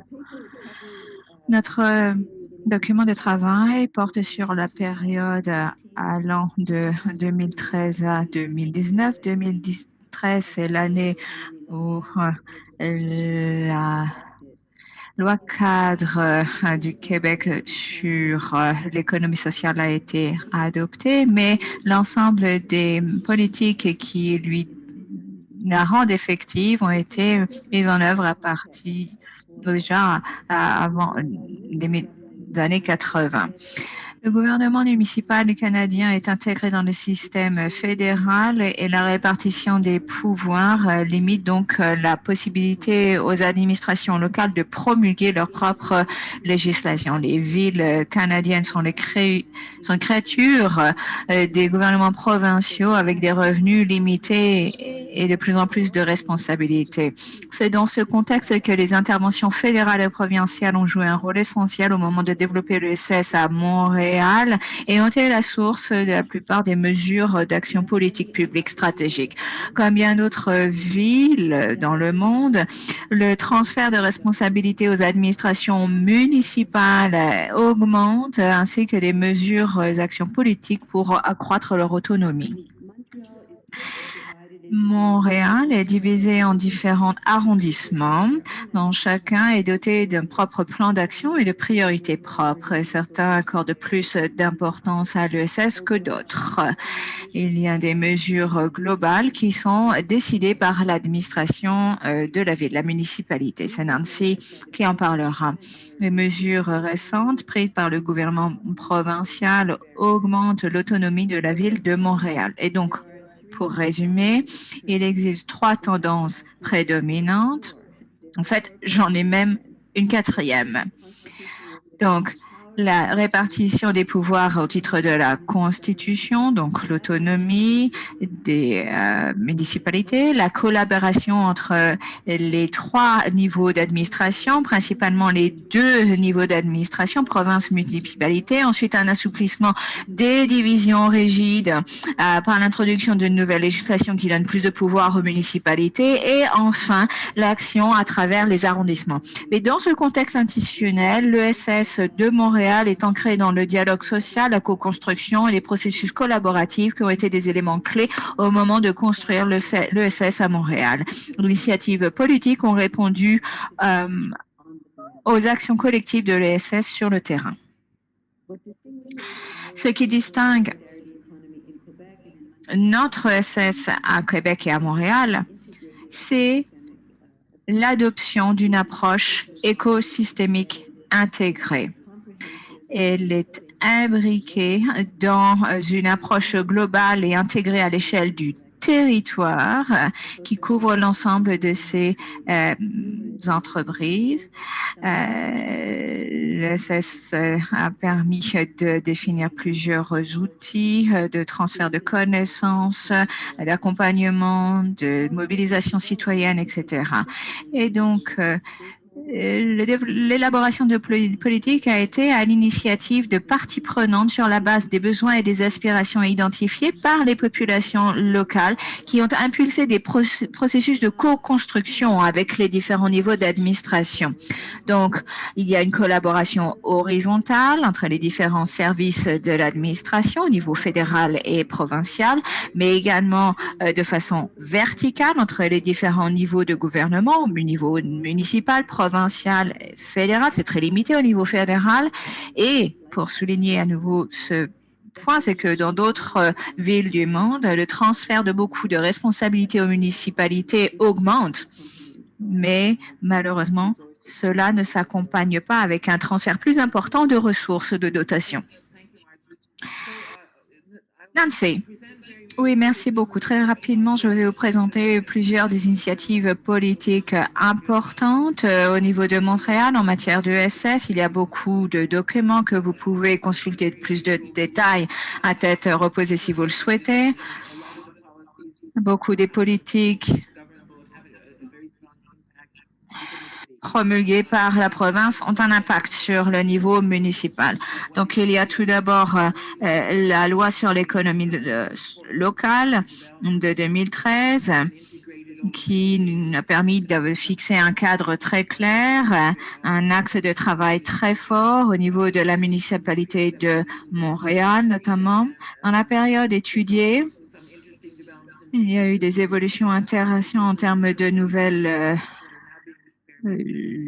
outils, par exemple les fiducies sociales foncières, par exemple, un plan d'action sur l'entrepreneuriat, accès aux capitaux à travers des outils d'investissement, l'accès aux ressources pour le transfert des connaissances et des savoirs, qui est très important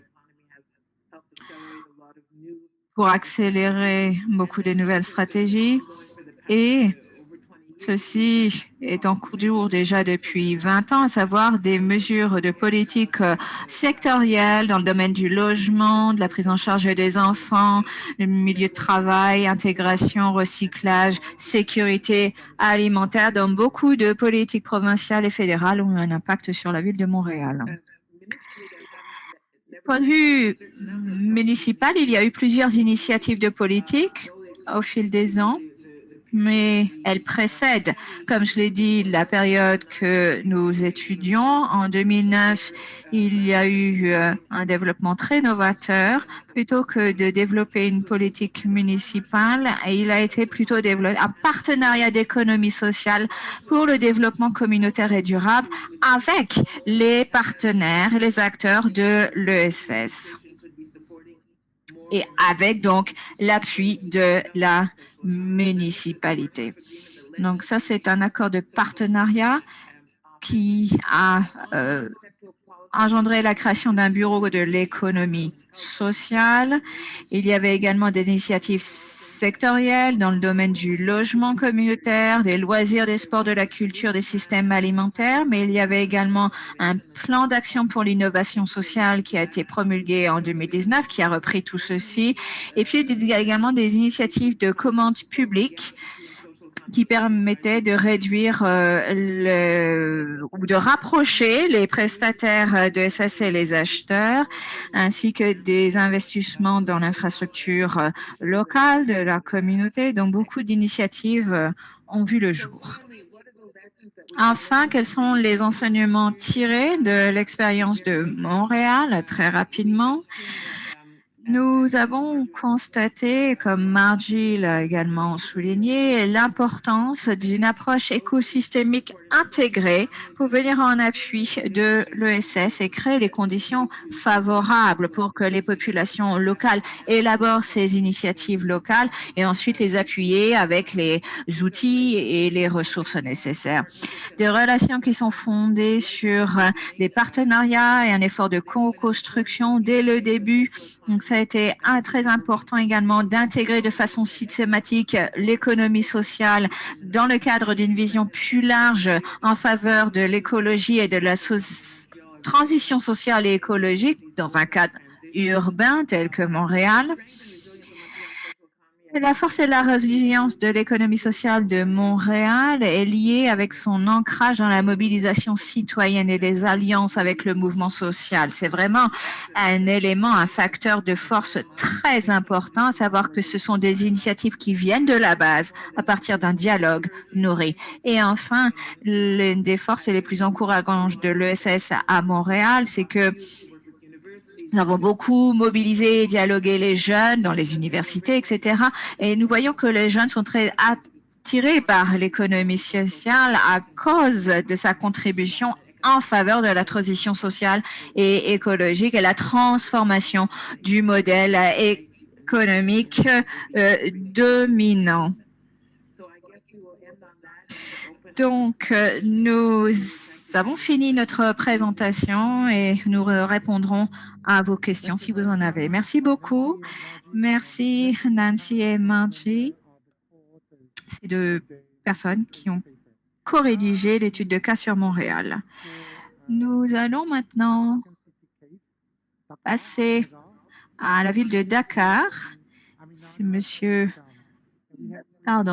Malik Diop et Aminata Fossam qui ont envoyé leur enregistrement. Oui, effectivement, je suis Malik Diop, coordonnateur national du réseau des acteurs et des collectivités territoriales pour l'économie sociale et solidaire au Sénégal. Je vais vous présenter l'économie de l'expérience de la ville de Dakar dans la conception, l'exécution et l'évaluation des politiques publiques pour les organisations et entreprises coopératives d'économie sociale et solidaire qui a été faite dans le cadre du partenariat avec Greenwich. D'abord, le contexte est plutôt favorable au développement d'un écosystème de l'économie sociale et solidaire.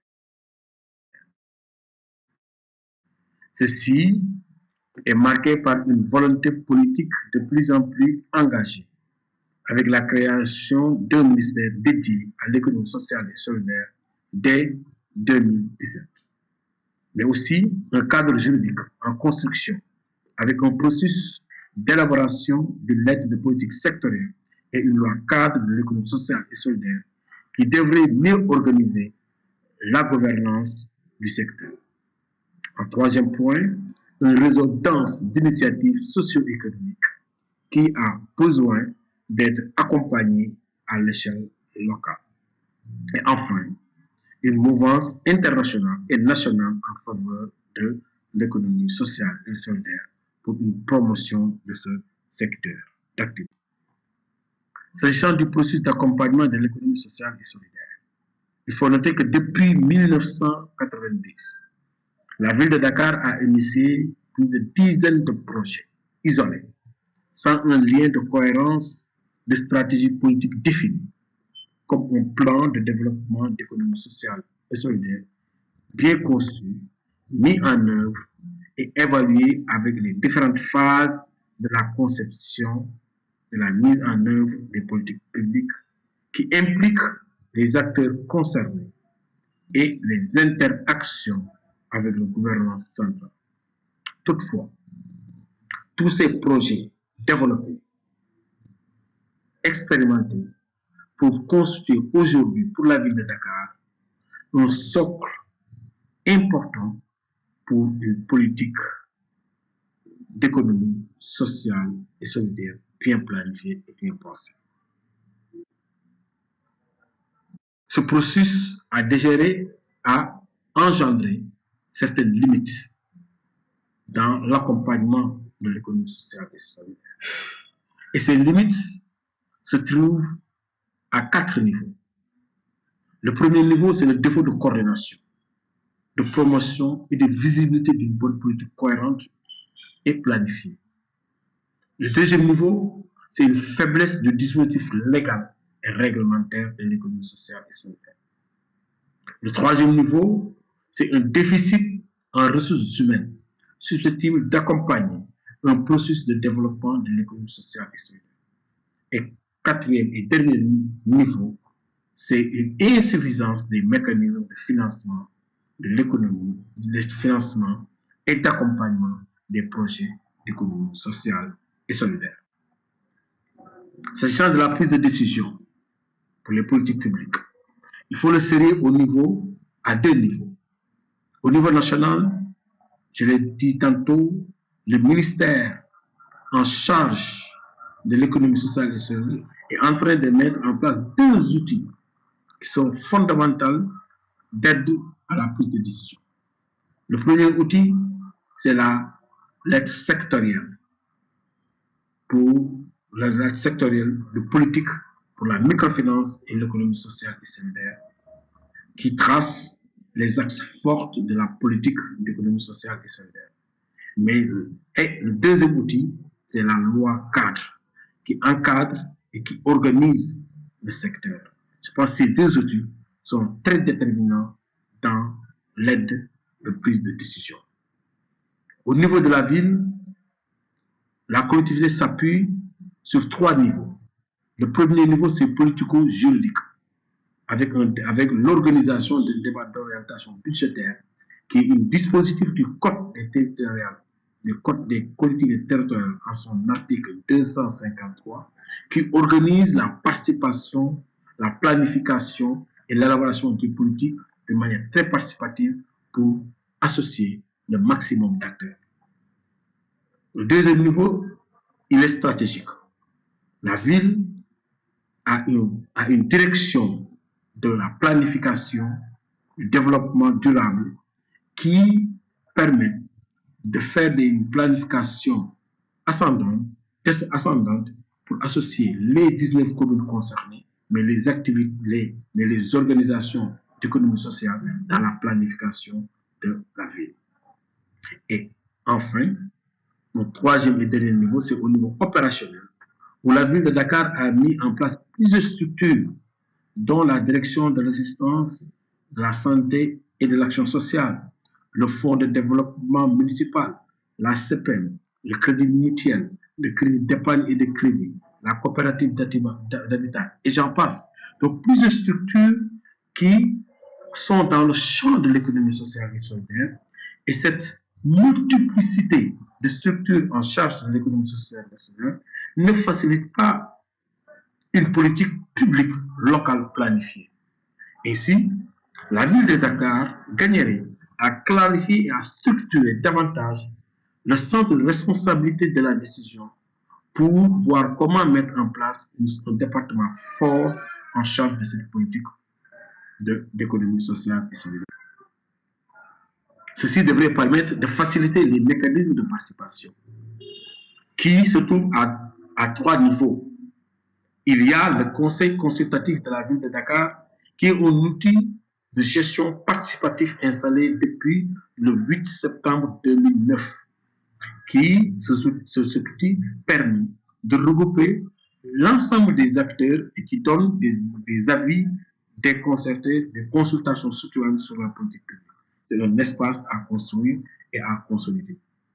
Le deuxième aspect, c'est le comité d'orientation et de sélection des projets d'économie sociale et solidaire, qui est un processus ouvert permettant aux acteurs d'avoir une vue, d'avoir ce qui se fait au niveau de toutes ces structures dédiées, que ce soit le FODEM, le fonds d'appui, que la CPM, le crédit municipal et tout cela. Donc, c'est une structure ouverte. Je pense que c'est intéressant. Et l'autre aspect, c'est des ateliers d'information publique qui sont des espaces d'échange, d'interaction et de planification ascendante qui permettraient un peu de structurer les actions de la ville. Ceci, en s'agissant maintenant du cadre juridique, il faut dire qu'il y a une multiplicité de formes juridiques qui se réclament du champ de l'économie sociale et solidaire. Ces formes juridiques peuvent être organisées en 3 grandes familles d'acteurs. Les entreprises collectives, comme les coopératives, les mutuelles, les fondations, les groupements d'intérêt économique, qui retrouvent autour de 5%, ils sont très dynamiques dans les secteurs primaires, l'agriculture, l'artisanat, la pêche, et polarisent essentiellement aussi les femmes et les jeunes. Je pense donc c'est important d'avoir ce levier, ce vivier qui est important au niveau des entreprises collectives. La deuxième grande famille, c'est l'entreprise sociale, avec les associations qui sont très dynamiques dans les quartiers, les organisations communautaires de base, les incubateurs à finalité sociale. Donc, les entreprises privilégiant l'utilité sociale, qui est la base la plus large, mais il faut reconnaître que toutes ces structures se réclament du champ de l'économie sociale et solidaire, ne sont pas forcément des organisations d'économie sociale et solidaire. Et la troisième grande famille, c'est les structures d'accompagnement, telles que les ONG, les fondations, les incubateurs d'entreprises, les fonds dédiés qui sont là pour accompagner et pour soutenir les organisations d'économie sociale et solidaire. Et la ville de Dakar a mis en place aussi des structures dédiées dans ce sens-là qu'il faut maintenant réfléchir, travailler pour voir comment la cohérence. Et ces structures appuient les organisations d'économie sociale et solidaire. Et l'appui se fait à 2 niveaux. Au niveau national, le gouvernement du Sénégal a mis en place plusieurs dispositifs de financement d'encadrement. Il y en a plusieurs, une floraison, qui soutiennent l'entrepreneuriat des jeunes, qui soutiennent l'entrepreneuriat des femmes, mais qui soutiennent l'entrepreneuriat des femmes. Et qui appuient aussi les questions sociales telles que la couverture maladie universelle, mais aussi le monde rural, tel que l'Agence nationale d'encadrement rural, ou bien l'artisanat, qui est l'Agence de promotion du développement de l'artisanat. Donc, il y a une multitude de structures d'accompagnement. Et au niveau local, ce même modèle est répliqué avec des structures décentralisées, des fonds de soutien et une facilitation à l'éligibilité simplifiée des organisations d'économie sociale et solidaire pour renforcer leur capacité à travers une critique que je pense intéressante, la formation, le financement et l'encadrement.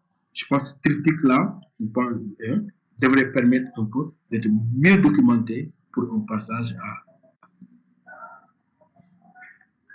l'accès au marché et au financement. Ce qu'il faut dire, il faut déplorer l'absence encore d'un cadre incitatif pour faciliter l'accès à la commande publique. D'abord. Ensuite, à côté, et qui est un peu paradoxal, il y a l'existence de plusieurs structures de financement qui sont généralement peu adaptées aux réalités des organisations d'économie sociale et solidaire.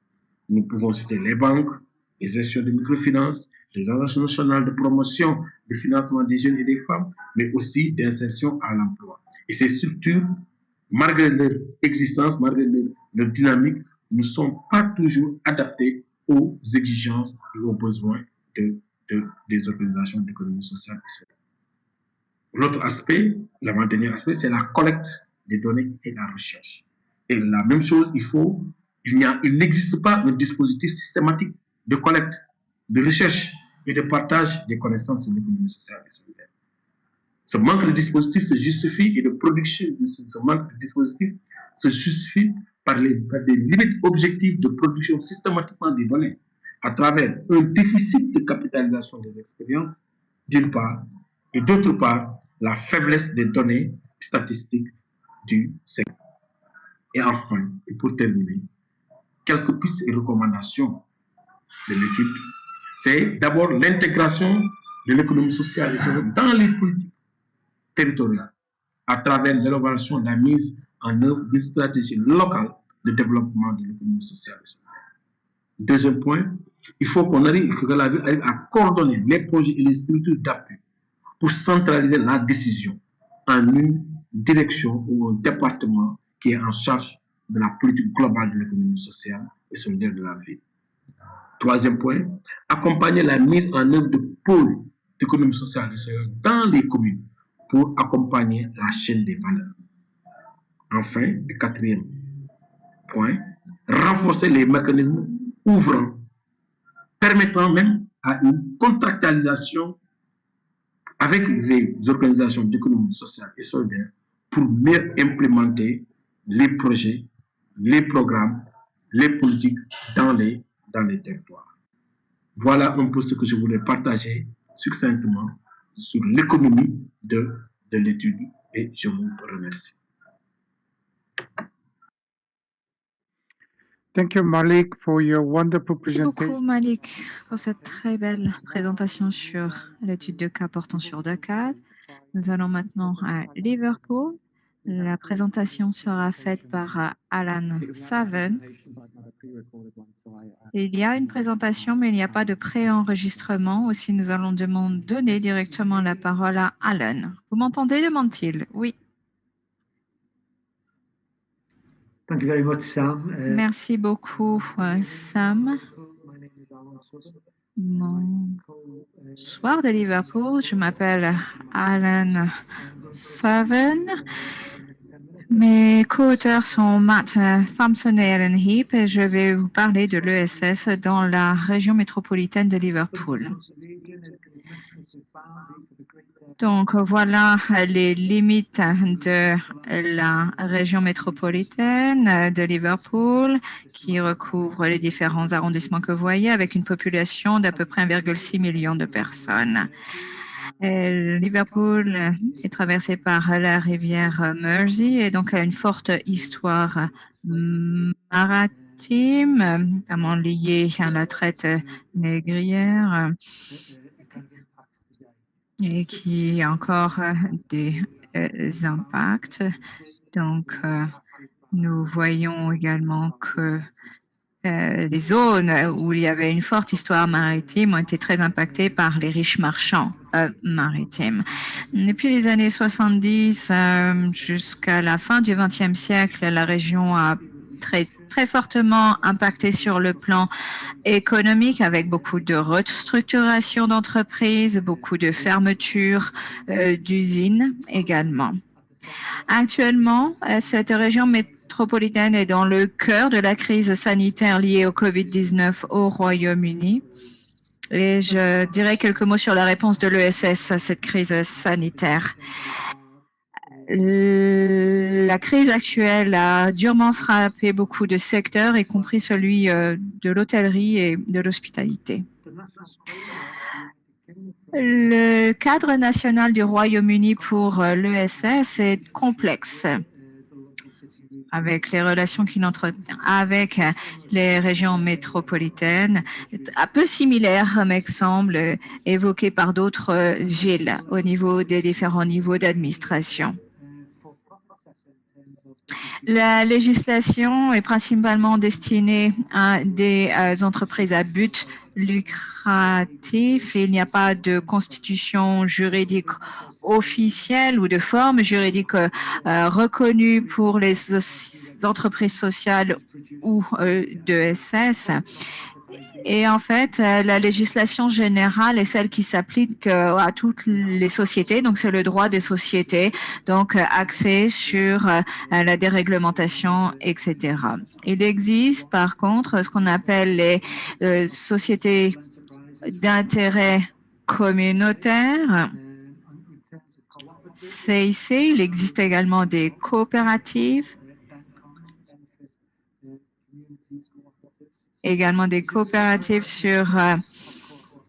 pour des avantages en faveur de la communauté, BenComs.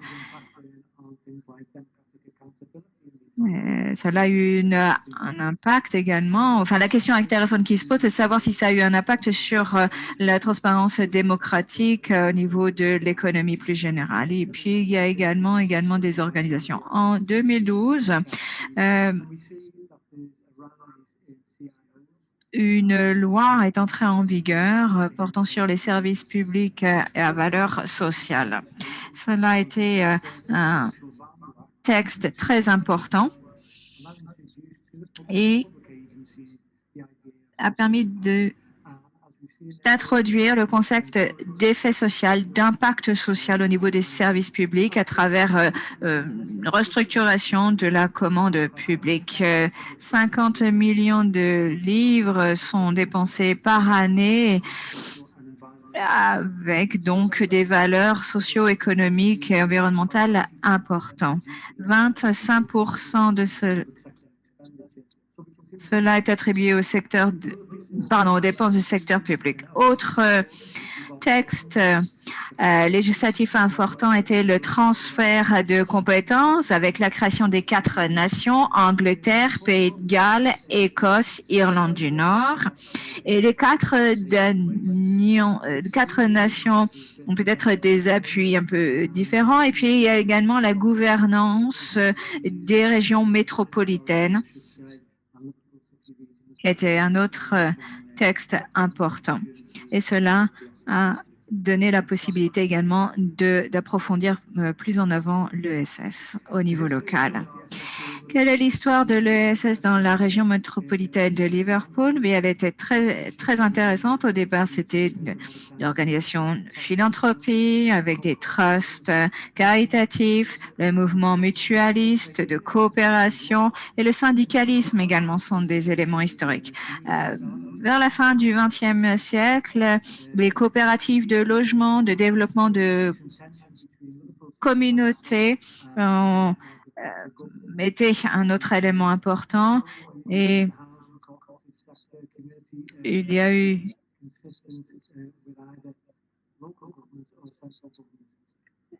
des tensions notamment avec certains partis qui étaient au pouvoir. Par ailleurs, la région métropolitaine a pu obtenir des financements au titre du programme européen Objective One pour soutenir le secteur de l'ESS et stimuler d'autres formes d'entrepreneuriat. Après 2010, l'ESS a répondu justement face à l'austérité avec certains ont repris donc des actions politiques plus radicales, mais avec un goût entrepreneurial très prononcé.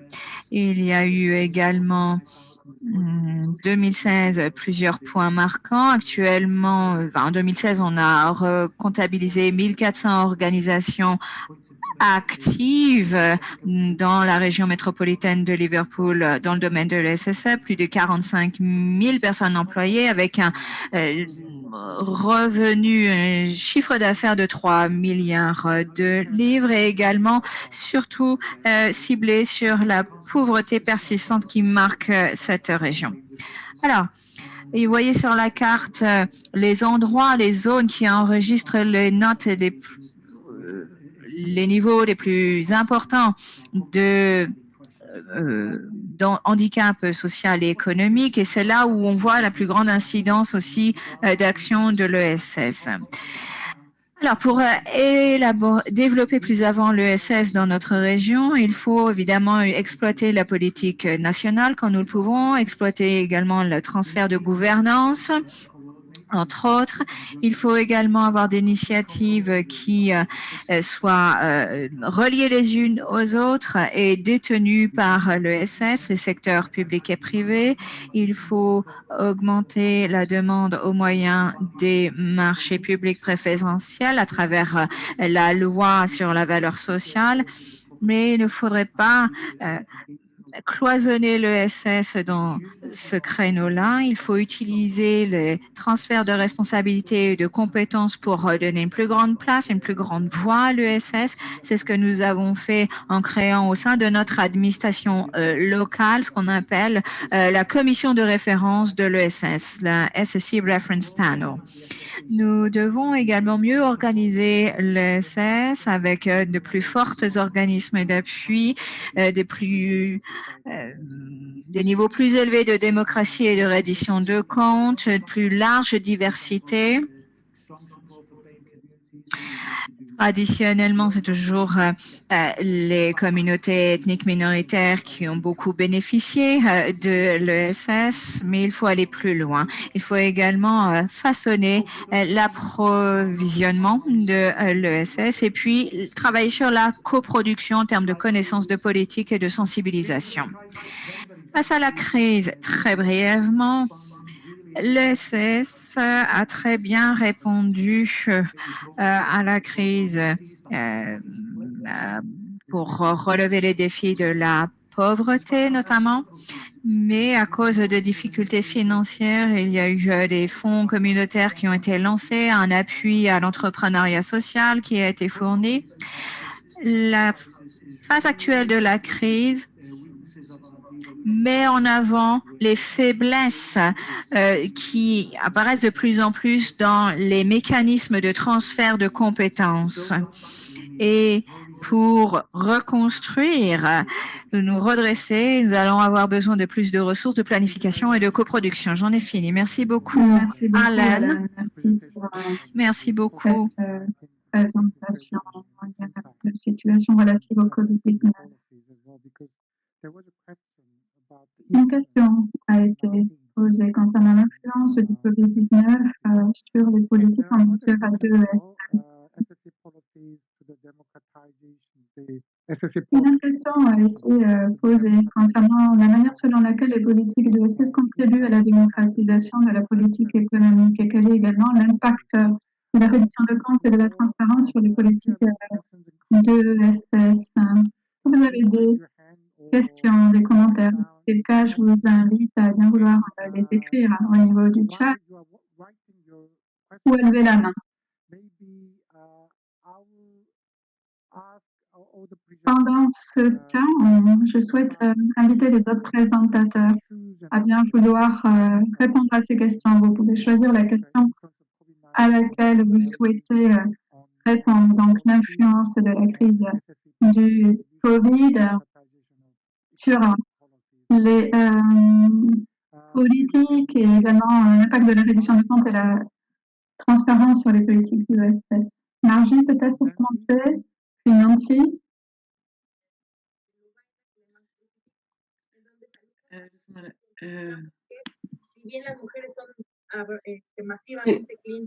Donc, on entend un bruit de fond au niveau d'intervention de Nancy qui est en espagnol. Donc, un micro est resté ouvert visiblement. Veuillez s'il vous plaît désactiver votre téléphone, Margie. Et les personnes ne parlant pas sont invitées à arrêter leur micro, s'il vous plaît. Donc, Margie répond à la question posée. Donc, l'impact direct de la crise du Covid est ressenti sur un secteur en particulier. Ce n'est pas le seul, mais c'est celui des soins à domicile. Donc,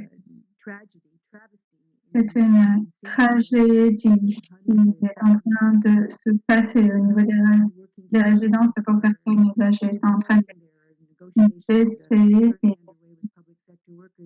des négociations sont actuellement réalisées avec les travailleurs du secteur privé.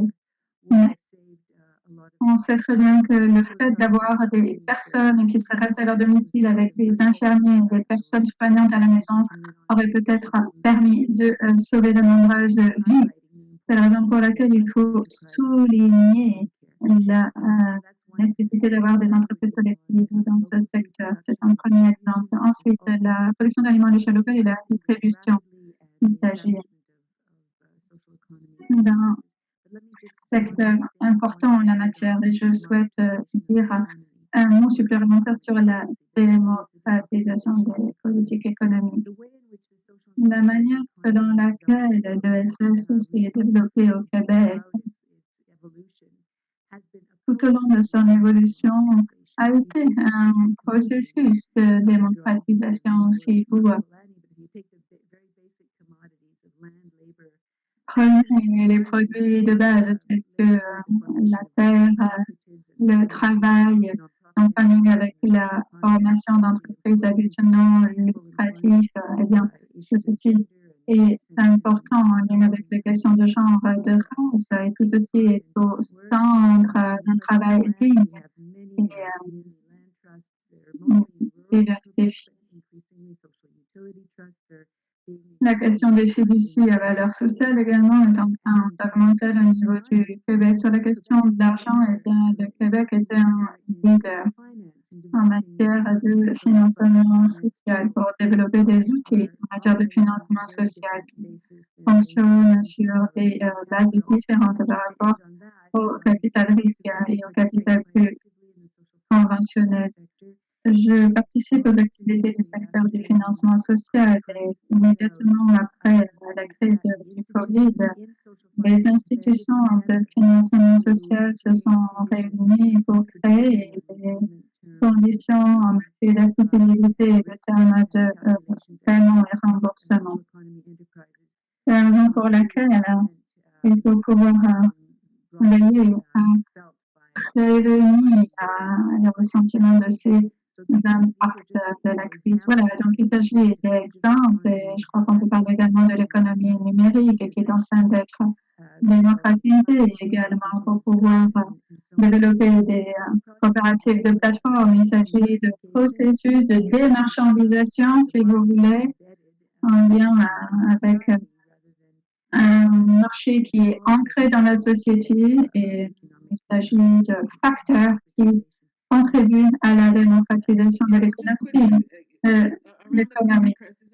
S'agissant de la crise, les réponses et le rôle de l'ESS se sont reflétés au niveau des différents secteurs. Au niveau de l'alimentation, des soins à domicile, ça a été clair, mais il y a eu un impact important sur certains modèles commerciaux. Par exemple, la question des partages de coûts, notamment en lien avec la production d'aliments, et je crois que l'impact de la crise du Covid se trouve à ce niveau-là. Et nous ne savons pas à quel niveau les succès ont été obtenus. Il s'agit de choses que nous disons depuis des années, mais il convient de reconnaître l'importance de ces secteurs, de ces types d'emplois pour la cohésion de notre société. Le fait que l'économie dépend de tous ces secteurs pour pouvoir également garantir les vies des personnes. Et ceci s'inscrit dans le cadre de la vision de l'économie sociale. Il y a une question qui consiste à savoir comment ce type de réalisation aujourd'hui vont pouvoir être ancrés dans les politiques futures. Et c'est à ce niveau-là que les acteurs de l'ESS travaillent très dur pour formuler des propositions, pour travailler sur la base de ces autres logiques économiques. Et nous allons voir comment cela fonctionne par la suite. Mais il semble, poursuivre ainsi, que ce ne soit pas très facile. Merci beaucoup. Malik, quelque chose à ajouter? Malik? Oui, je voudrais juste, je pense, ajouter dans la même veine parce que les contextes un peu changent. La COVID a radicalement changé l'approche démocratique de fonctionnement local au niveau par exemple, du Sénégal. Parce que ici, les gens étaient le principe du confinement, ne pouvait pas opérer parce que les gens sont obligés de sortir, de vivre. Et que pour répondre à leurs exigences, par exemple, soutenir les kits nourriture, il fallait accompagner, les collectivités locales étaient dépourvues de moyens juridiques et de gouvernance pour agir. Et il a fallu faire pression au niveau de l'État central pour mettre en place, pour faire un décret, pour organiser, amortir le fonctionnement des collectivités territoriales, pour leur permettre un peu de délibérer plus rapidement, mais aussi de permettre de travailler directement avec les organisations locales pour faire face à la commande publique. Trouver des kits alimentaires pour soutenir les gens qui sont dans les besoins, parce qu'ils sont confinés, ils sont ils ne pouvaient pas répondre à cela. Donc, faire des kits sanitaires pour combattre la COVID. Donc, on s'est aperçu que le fonctionnement démocratique au niveau des collectivités locales n'était pas approprié. Et ceci a permis un peu de voir un peu en perspective des réformes administratives, de voir comment redonner, redémocratiser non seulement les collectivités locales, en donner beaucoup plus de responsabilités dans l'accès au marché public, dans l'accès de fonctionnement à la commande publique des organisations, mais comment répondre l'économie locale, réorganiser l'économie locale, les orienter vers les marchés locaux, produire plus, consommer local, ce qui se pense, ça a été des hantises qui ont permis un peu de repenser l'approche démocratique que les gens ont eu par rapport au fonctionnement des collectivités locales et de la gouvernance démocratique. Je pense que ça a été un déclic très fort et que les acteurs, que ce soit locaux, les élus locaux, l'État central, les acteurs que nous sommes, ont pris conscience qu'il faut changer de paradigme. Il faut pas changer de paradigme de gouvernance en donnant beaucoup plus de pouvoir démocratique, beaucoup plus de pouvoir économique aux acteurs locaux pour qu'ils puissent répondre en cas de crise, à des urgences alimentaires, à des urgences sanitaires, à des urgences sociales qui devaient permettre un peu de faire des réponses là. Et je pense que ça a été un paradigme fondamental de changer les questions de gouvernance démocratique. Thank you very much. And, merci beaucoup, Malik. Raphaël, un commentaire bref concernant les questions posées. Donc, soit la question sur le Covid, soit la question sur la reddition de comptes et la transparence ou la démocratisation des politiques économiques. Oui, merci beaucoup. Moi, je vais rester sur la même ligne que mes camarades en lien avec la crise. Et je parlerai brièvement depuis la perspective espagnole. L'Espagne est un pays qui est châtié par la crise. La crise du Covid a eu des impacts sur le secteur des soins, sur les personnes âgées notamment. Et l'espace de l'économie sociale, les coopératives et autres, ont répondu, du moins en Espagne, à Valence et en Catalogne également, de manière excellente, en donnant des réponses à l'urgence sanitaire qui s'est produite. Par exemple, à la mi-mars, on n'avait pas de masque. On était face à une urgence impressionnante. Et l'une des premières entités qui a essayé de fournir des masques a été le groupe Mondragon, qui a souhaité produire des masques pour les donner à la population espagnole. Et le coopérativisme agraire de consommation, pendant toute la période de confinement, s'est montré exemplaire pendant toute cette période. Par ailleurs, on dispose déjà de certaines études en Espagne qui révèlent que l'impact de la crise a été moindre, comme cela a été toujours au niveau du secteur du coopérativisme. Les régulations au niveau de l'emploi ont été moindres que cela a été le cas dans les entreprises et ceci montre la résilience à ce sujet.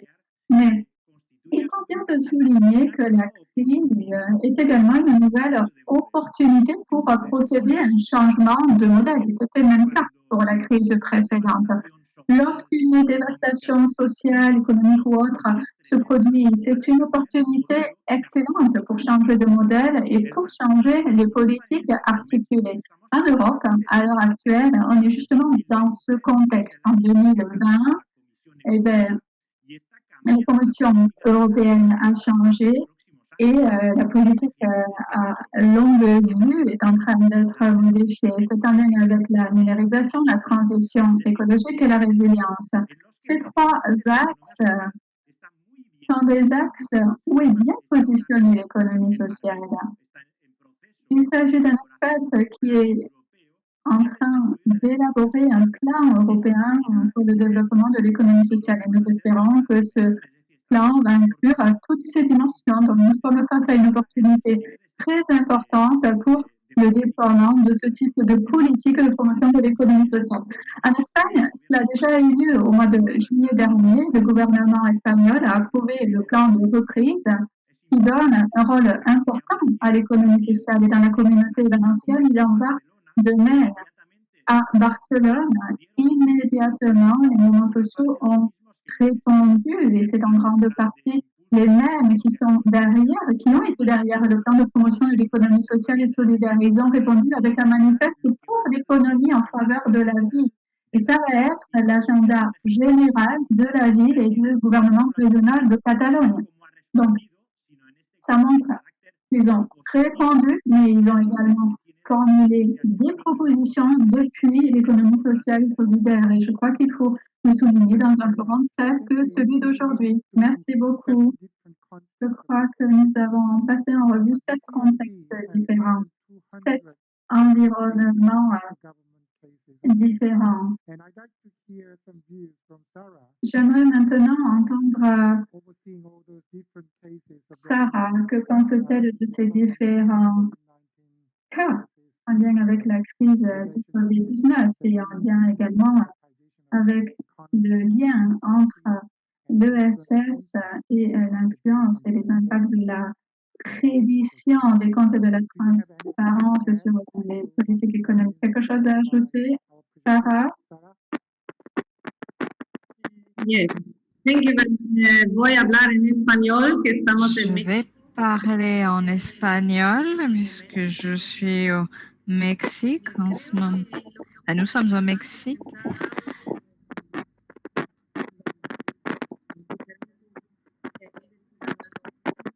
Les présentations entendues sont source d'inspiration et pour rebondir sur ce qui vient d'être dit, c'est que nous sommes face à des voies nouvelles et inespérées.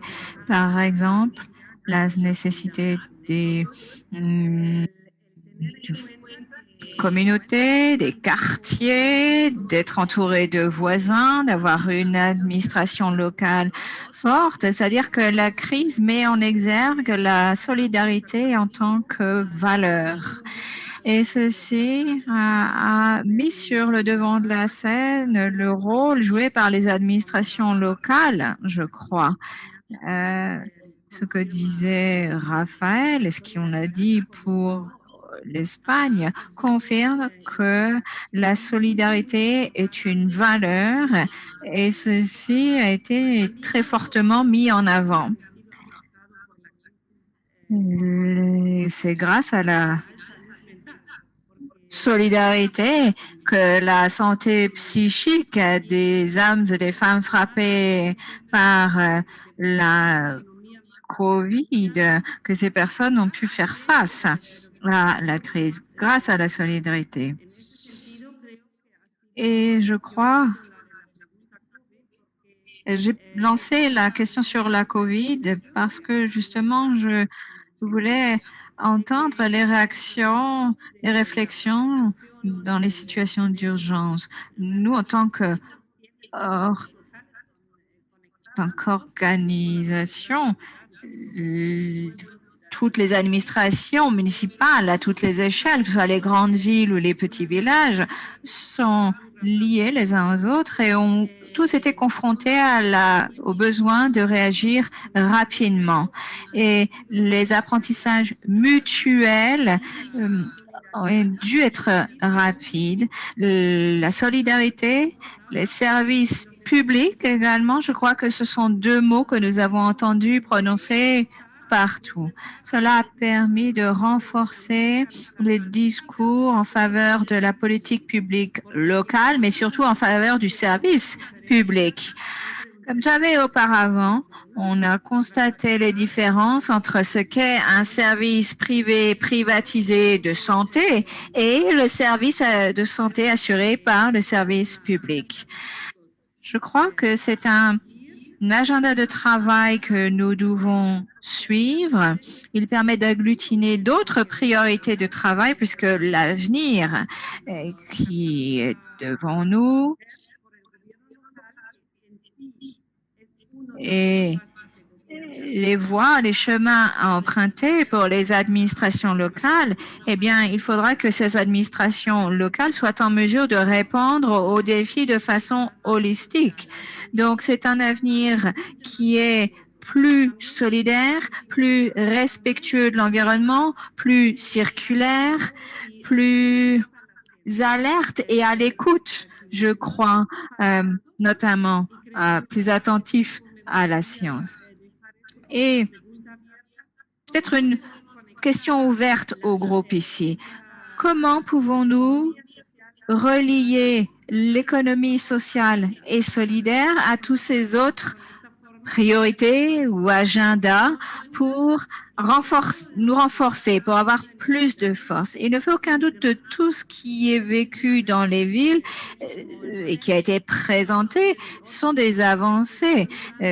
Petit pas, on avance, mais l'avancée est importante puisque l'économie sociale et solidaire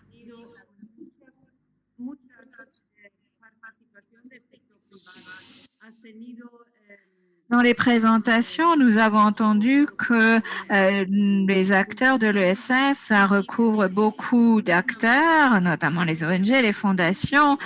Et pour ce qui concerne une administration locale, l'économie sociale et solidaire est une force en faveur d'une politique publique. L'administration locale n'est pas un simple bailleur de fonds pour mettre en œuvre des initiatives locales. L'administration locale est un espace d'accumulation, de regroupement, je dirais, de toutes ces forces qui permettent de tisser des liens et de s'articuler avec d'autres secteurs. Par exemple, l'Espagne, on a dit Raphaël, dans le but de co-créer l'économie de demain. Je crois que la volonté doit dépasser les lignes politiques. Si l'on veut parvenir à une économie durable, si l'on veut agir, ça c'est sûr, c'est ainsi qu'il faut agir. Mais les administrations locales sont confrontées à des limites et leur administration centrale n'est pas forcément ou pleinement ouverte à une plus grande un élargissement des droits, de la solidarité. Donc, je pense que la force aussi réside dans un renforcement des partenariats. Et il me semble que c'est une valeur qu'il conviendrait de renforcer, de sorte à renforcer ce concept. Et enfin, un dernier élément sur lequel je souhaiterais attirer votre attention. J'ai entendu les interventions notamment de Malik qui parlait des jeunes, mais on n'a pas forcément mis en avant le rôle des femmes. Et je crois que les études ou le projet de ligne directrice, je pense, devrait s'attacher à souligner le rôle joué par les femmes. Dans la pratique, dans la réponse à la crise sanitaire, on a pu voir le rôle joué par les femmes, un rôle extrêmement important. Elles impulsent, elles sont à la tête de beaucoup d'initiatives. C'est quelque chose qu'il conviendrait de souligner davantage, je pense. Voilà, c'est ce que nous avions à dire au niveau de CGLU. Je pense que la voie est devant nous. Je crois que le GSEF continuera son travail d'articulation encore pour l'avenir. Et je sais que si nous voulons que la nouvelle économie soit une réponse généralisée face aux crises, il faut agir très vite. Merci beaucoup.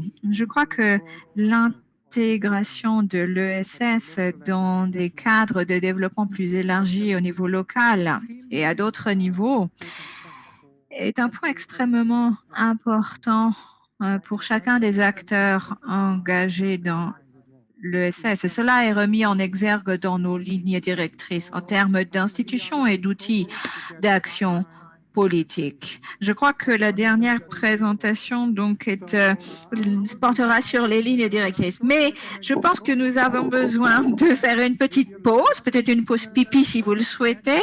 Et je vous propose de revenir très rapidement à Genève. Il est 20h08. Je sais qu'en Corée, il est très tôt le matin.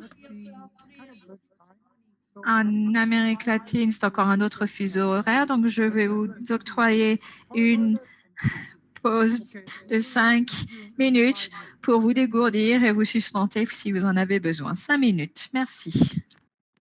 Very much, everyone. I ask you to bring your food with you. Merci and beaucoup. Si vous le souhaitez, vous pouvez... Je vous ai indiqué que vous pouviez apporter un morceau à manger. Je vois que Margie a carrément amené son ordinateur dans la cuisine. Moi, j'ai une banane sous le coude. Bien, merci, mesdames et messieurs, d'être encore avec nous. Je vois que c'était à peu près le même nombre de personnes qui sont encore présentes. Nous avons des interférences à partir d'un autre micro. Ça reprend bien.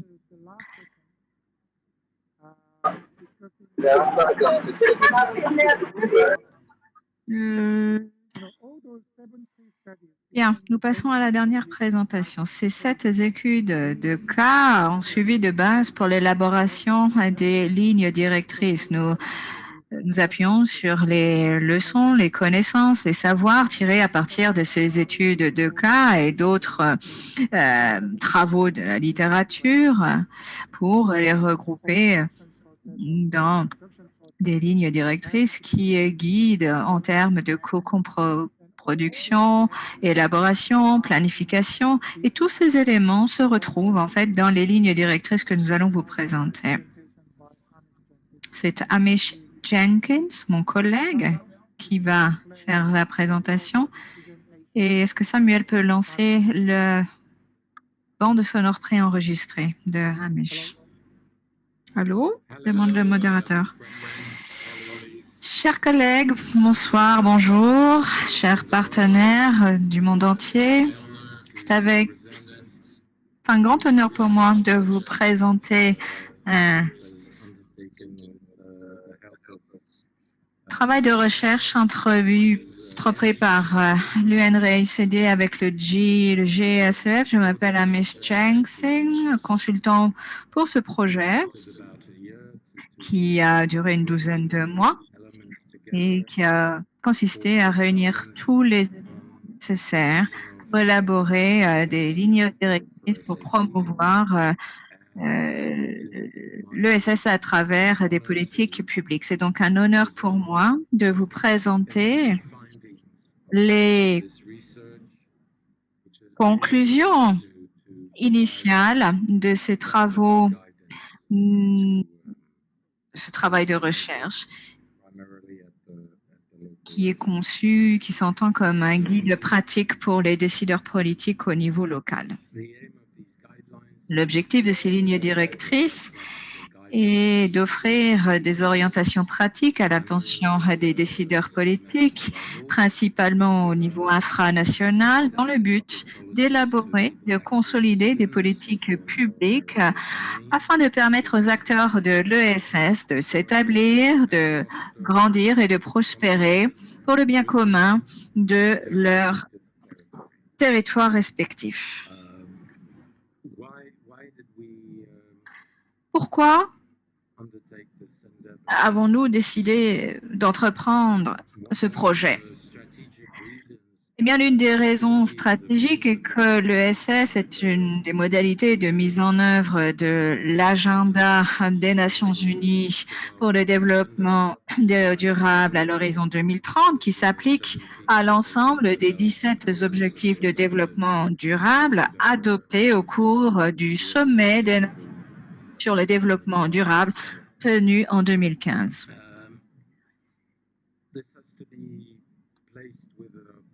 Il faut évidemment replacer ceci dans un contexte plus large, à savoir il existe des difficultés politiques liées à la nécessité d'opérer des transformations macroéconomiques pour concrétiser, qui doivent être nécessaires et qui doivent être entreprises pour concrétiser cet agenda.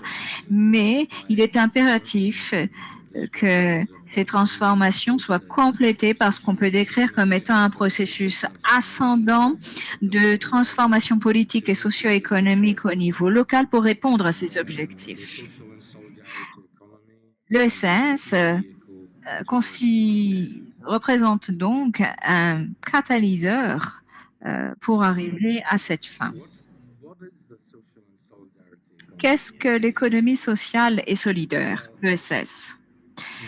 Bien, en fait, il n'existe aucune définition uniforme de l'ESS, en partie en raison de la diversité de ses acteurs et d'expériences territoriales. Au fin de ma présentation et de la publication, nous utilisons la définition suivante, elle contenue dans le projet de ligne directrice. La voici donc. L'ESS englobe des organisations et des entreprises qui ont des objectifs sociaux et souvent environnementaux, guidés par les principes et les pratiques de coopération, solidarité et autogestion démocratique, selon laquelle le pouvoir décisionnel n'est pas lié, et nous insistons sur ce point, n'est pas lié donc au poids des capitaux détenus. C'est là la grande distinction avec le modèle économique traditionnel.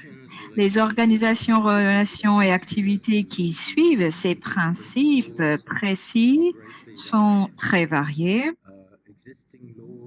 Les législations existantes relatives à l'ESS sous toutes ses formes s'appliquent à toute une gamme d'organisations et d'entreprises. Par exemple, les coopératives, les organisations à but non lucratif, les associations engagées dans une activité économique, les mutuelles, qui sont souvent constituées dans le but d'organiser des activités liées à la finance, les fondations et entreprises qui donnent la priorité aux objectifs sociaux et environnementaux par rapport aux bénéfices.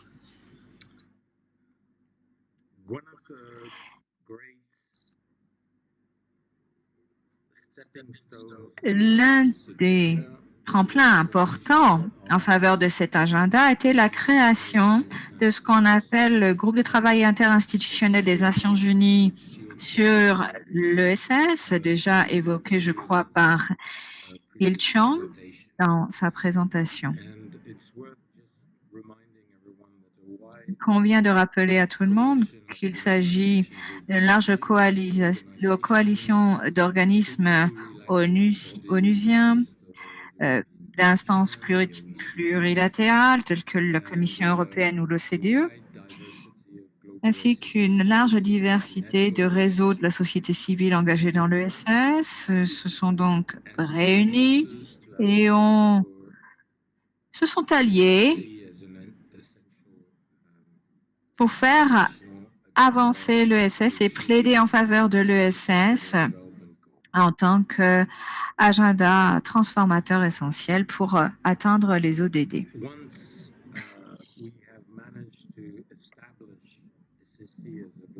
Une fois que l'ESS a été établi au niveau de l'agenda global, permettant de transformer le système économique, il convient d'engager un agenda concret et local. Et dans ce contexte, l'UNRISD, avec le concours financier et l'orientation du GSEF, ont élaboré un ensemble global de lignes directrices politiques publiques pour faire progresser les priorités ESS.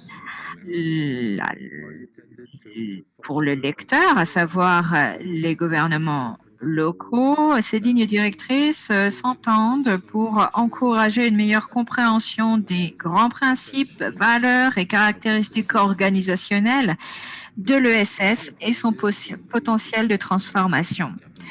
Le public ciblé porte non seulement sur les fonctionnaires, mais également les praticiens de l'ESS, les universitaires et d'autres acteurs qui ont un intérêt dans la promotion de l'ESS à travers les politiques publiques et les institutions, particulièrement au niveau local.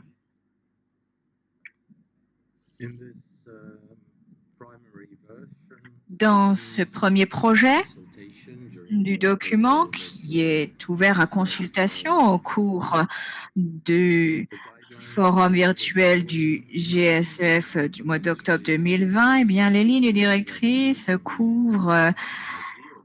portent sur 9 angles de politique publique complémentaires qui doivent être progressés et qui ensemble pour véritablement faire passer les écosystèmes de l'ESS à l'échelle supérieure et les pérenniser au niveau local en tenant compte évidemment des différents contextes sociaux, économiques, politiques et culturels.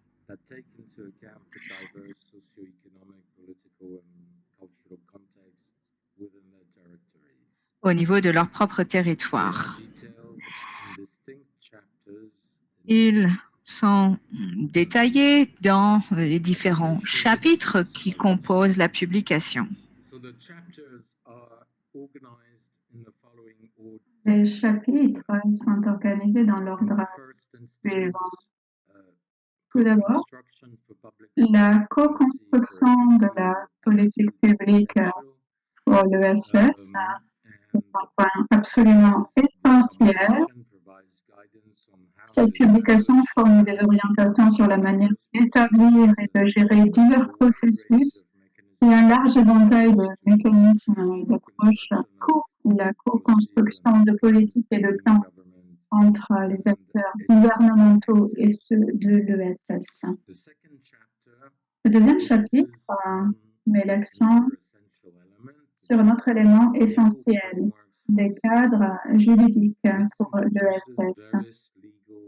Le chapitre présente les différentes institutions juridiques qui réglementent et soutiennent l'ESS au niveau international, supranational, national et infranational, c'est-à-dire régional, provincial et municipal. Et il explique les différentes voies pour permettre leur création.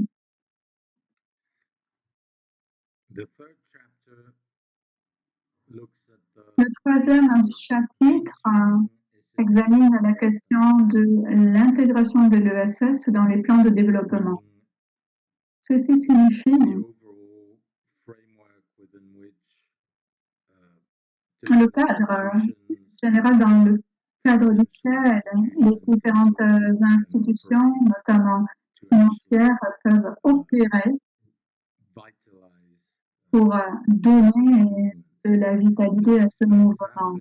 Ce chapitre explique comment incorporer l'ESS dans les plans et les programmes de développement aux différents niveaux de gouvernement et comment établir des plans et des programmes de développement spécifiques à l'ESS. Le quatrième chapitre examine les organisations d'appui à l'ESS.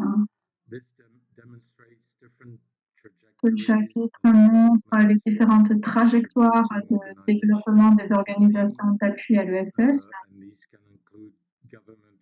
qui peuvent inclure les organisations gouvernementales disposant d'un mandat spécifique de soutien à l'ESS, les organisations intermédiaires engagées dans la co-construction des politiques et leur mise en œuvre, ainsi que les réseaux et les associations d'ESS travaillant dans les juridictions des villes et des régions, ainsi que des provinces.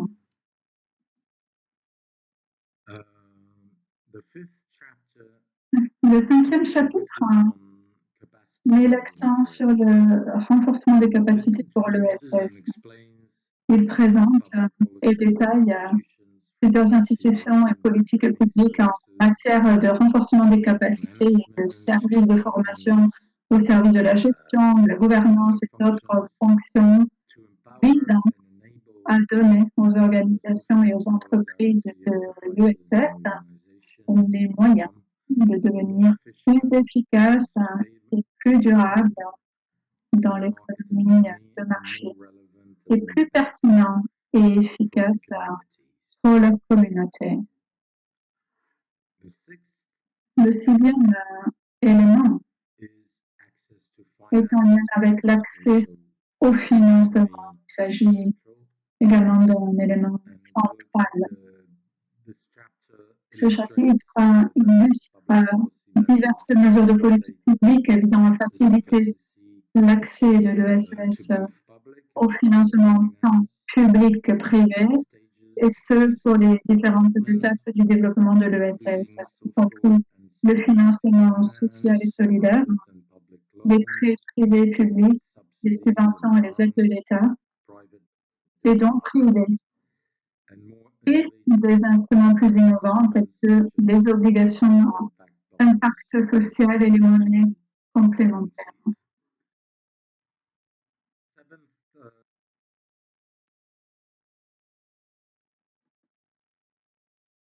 On a perdu le son de l'intervenant. L'interprète n'entend pas le son. Donc, il y a un souci. L'intervenant reprend. Le 7e chapitre est en lien avec l'accès au marché pour l'ESS. Ce chapitre explique le processus d'achat, d'approvisionnement et de consommation des biens et services de l'ESS, tant dans le cadre des marchés publics que des marchés privés, et présente les politiques publiques visant à faciliter l'accès de l'ESS à ces deux types de marchés qui sont particulièrement différents et que nous détaillons dans le chapitre en question.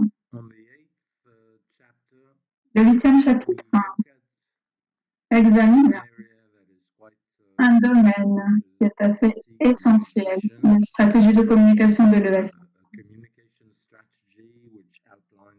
Le chapitre décrit diverses politiques publiques en matière de sensibilisation, communication, campagne et stratégie de plaidoyer visant à informer les individus et les groupes.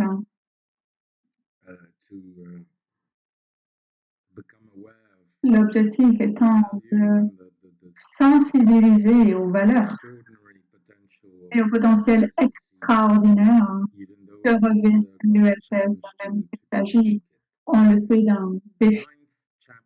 Le 9e chapitre examine quant à lui la cartographie des entreprises et des organisations de l'ESS dans son intégralité.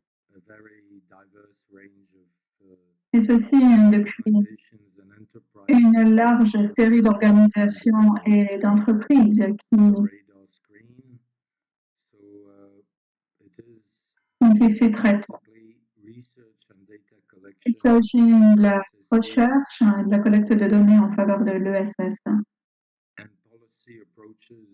Ce chapitre présente les principaux domaines de recherche et de collecte de données pour l'ESS et les politiques publiques, ainsi que différentes approches sur la manière de promouvoir la recherche, de collecter, de traiter les données et de transférer les connaissances et les enseignements en matière de SS.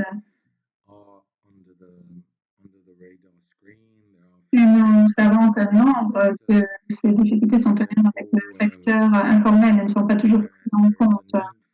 Il y a donc une nécessité à ce niveau-là de créer les moyens pour pouvoir essayer de trouver des manières d'identifier ces organisations. Des organisations qui se trouvent au niveau du secteur informel, mais qui jouent un rôle essentiel dans le développement de ce mouvement global. Chacun de ces chapitres est illustré par des exemples tirés de 7 études de cas commentées par les RIST, une partie intégrante de ce projet, sur les expériences de politique publique en matière d'ESS des gouvernements municipaux et provinciaux des territoires suivants. Barcelone, Dakar, Durban, Liverpool, Mexico, Séoul, Québec et Montréal. Ces expériences sont cadrées et contextualisées par les analyses politiques et les recherches universitaires émergentes sur l'ESS.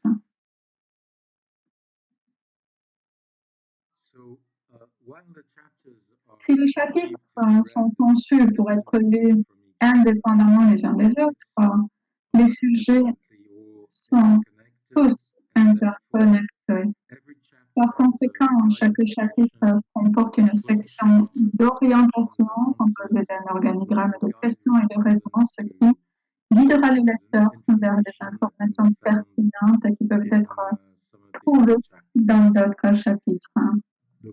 Les questions entendent faire ressortir les perceptions des lecteurs et les compléter par des analyses stratégiques sur le contexte dans lequel ils travaillent, afin qu'ils puissent établir les processus nécessaires pour améliorer les politiques et les institutions actuelles en matière d'ESS, communiquer avec les autres, documenter les institutions et les politiques en question et les aider à planifier des actions.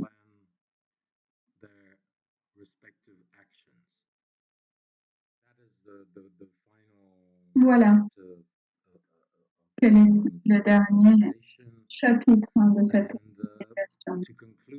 Pour conclure, il y a une série de thèmes transversaux qui réapparaissent tout au long du document. Il s'agit notamment des thèmes suivants.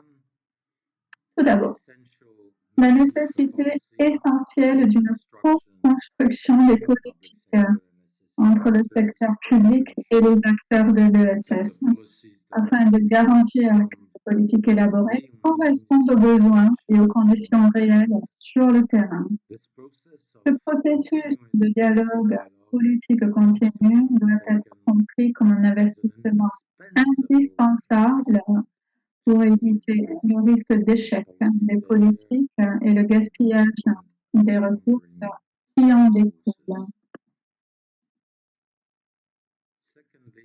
Deuxièmement, la nécessité essentielle d'une continuité politique à long terme entre les cycles politiques. Il y a par exemple un changement de gouvernement, un changement de parti politique au pouvoir.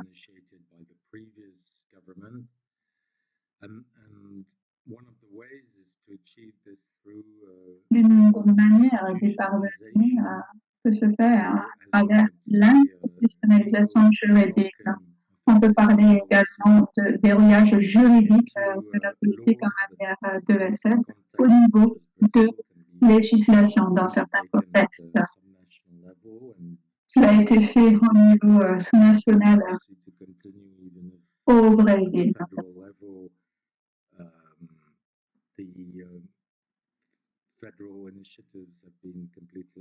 Les initiatives fédérales ont été complètement démantelées dans ce pays.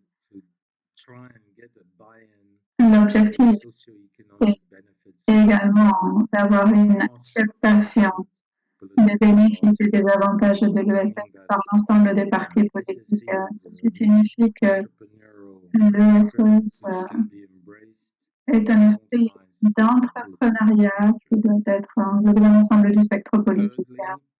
Troisièmement, il existe un défi pour les décideurs au niveau infranational. Il consiste à savoir sous quel angle incorporer et intégrer systématiquement l'ESS dans des plans de développement durable plus larges. Cela varie énormément d'un contexte juridique et constitutionnel à l'autre. Dans certains cas, ces plans peuvent être entrepris de manière autonome au niveau infranational. C'est le cas notamment de Séoul en Corée du Sud. Dans d'autres contextes plus centralisés au niveau fédéral, disons, il convient de coordonner l'action avec le gouvernement national.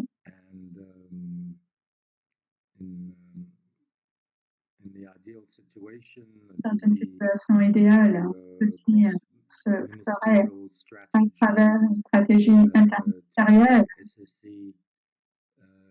ou au moins en visant à promouvoir un programme d'ESS dans les ministères concernés, qu'il s'agisse de la santé, de l'agriculture, de la sylviculture, de l'éducation et d'autres secteurs pertinents. Cette publication reconnaît qu'il s'agit d'un processus compliqué à aborder. Il convient de tenir compte de l'ensemble des juridictions et de leurs caractéristiques. Mais cette publication vise à aider les décideurs à naviguer parmi ces diverses options en fonction de leur contexte. Pour conclure, nous devons examiner diverses voies pour essayer de tester la valeur de ces recommandations en termes concrets. Et pour ceci, il existe différentes options institutionnelles qui peuvent être prises. Nous avons bien sûr un projet qui est toujours en cours au niveau du groupe spécial, groupe de travail interagence sur l'ESS pour relier la manière selon laquelle il est possible de promouvoir l'ESS de manière concrète pour la mise en œuvre du programme de développement durable à l'horizon 2030 et des ODD. Nous avons également le programme et l'initiative ART du PNUD qui a déjà suscité un intérêt important au moment d'intégrer l'ESS dans le cadre de la stratégie de développement local au niveau des différents pays. Nous avons également ce qui se fait au niveau du CGLU qui s'est engagé dans cette direction pour intégrer l'ESS à son cadre stratégique. Le GICEF également organise des cours de formation à l'échelle internationale partout sur la planète pour voir comment ces lignes directrices pourraient être testées et intégrées. Et enfin, nous avons également l'OCDE en collaboration avec l'Union européenne qui sont en train de développer des programmes majeurs pour promouvoir l'ESS au niveau de leur budget. Merci beaucoup, Amish.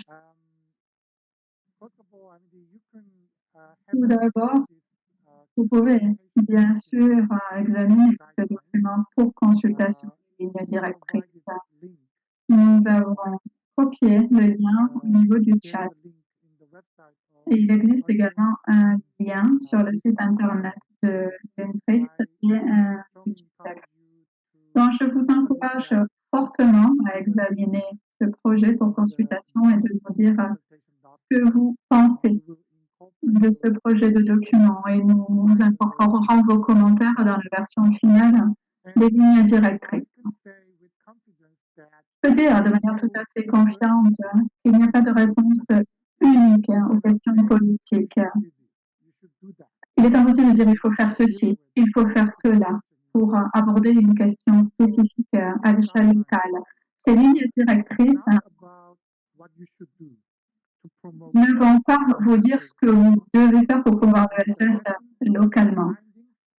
Elle contient des enseignements, des conclusions que vous pouvez consulter, utiliser au moment d'établir des politiques afin de promouvoir l'ESS dans votre contexte local. Cela signifie qu'il faudra que vous adaptiez l'ensemble de ces informations et de ces connaissances, que vous tirerez de ces lignes directrices à votre contexte local. Il ne suffit donc pas d'expliquer l'ensemble du contenu des directrices, mais je crois que Amish a déjà présenté les points les plus importants de ces lignes directrices. Je vous propose d'entendre des commentaires de deux personnes invitées. J'aimerais maintenant parler Maud Marquis-Bissonnette, conseillère dans la ville de Gatineau, au Canada. Vous avez la parole, Madame Marquis-Bissonnette. Hello, can you hear me well? Yes. Great. Bonsoir, bonjour, j'espère que vous m'entendez bien. En premier lieu, merci de m'avoir invité. Je suis enchantée d'être à nouveau avec vous. J'étais à Bilbao il y a 2 ans et je suis enchantée de reprendre les discussions. La ville de Gatineau est sur le point d'adopter sa politique d'économie sociale. Je crois qu'elle sera adoptée demain lors de la réunion du conseil municipal. Et au cours des derniers mois, nous avons travaillé sur ce travail. Nous avons été accompagnés par Nancy Mental qui a fait une présentation tout à l'heure, je crois. Quelques réflexions sur les discussions que vous avez tenues et qui a été documentées dans le travail de recherche que j'ai pu lire. J'aimerais souligner certains points qui ont déjà été dits, mais qui font écho également à ce que Gatineau est sur le point de faire avec sa politique. En termes de contexte, il me semble que l'économie sociale prend de plus en plus d'ampleur. Margie et Nancy l'ont évoqué tout à l'heure, mais il faut savoir qu'au Canada, et je crois qu'elle est reproduite ailleurs dans le monde, l'on constate que les villes prennent de plus en plus d'importance, doivent assurer de plus en plus de responsabilités avec des ressources limitées. Dans ce contexte, l'économie sociale a un rôle à jouer. De plus, le document de travail de recherche le met très bien en état. Les possibilités, les mécanismes de transfert budgétaire, c'est intéressant. Et puis tout ce qui est lié au développement durable et qui permet de lutter contre les inégalités sociales.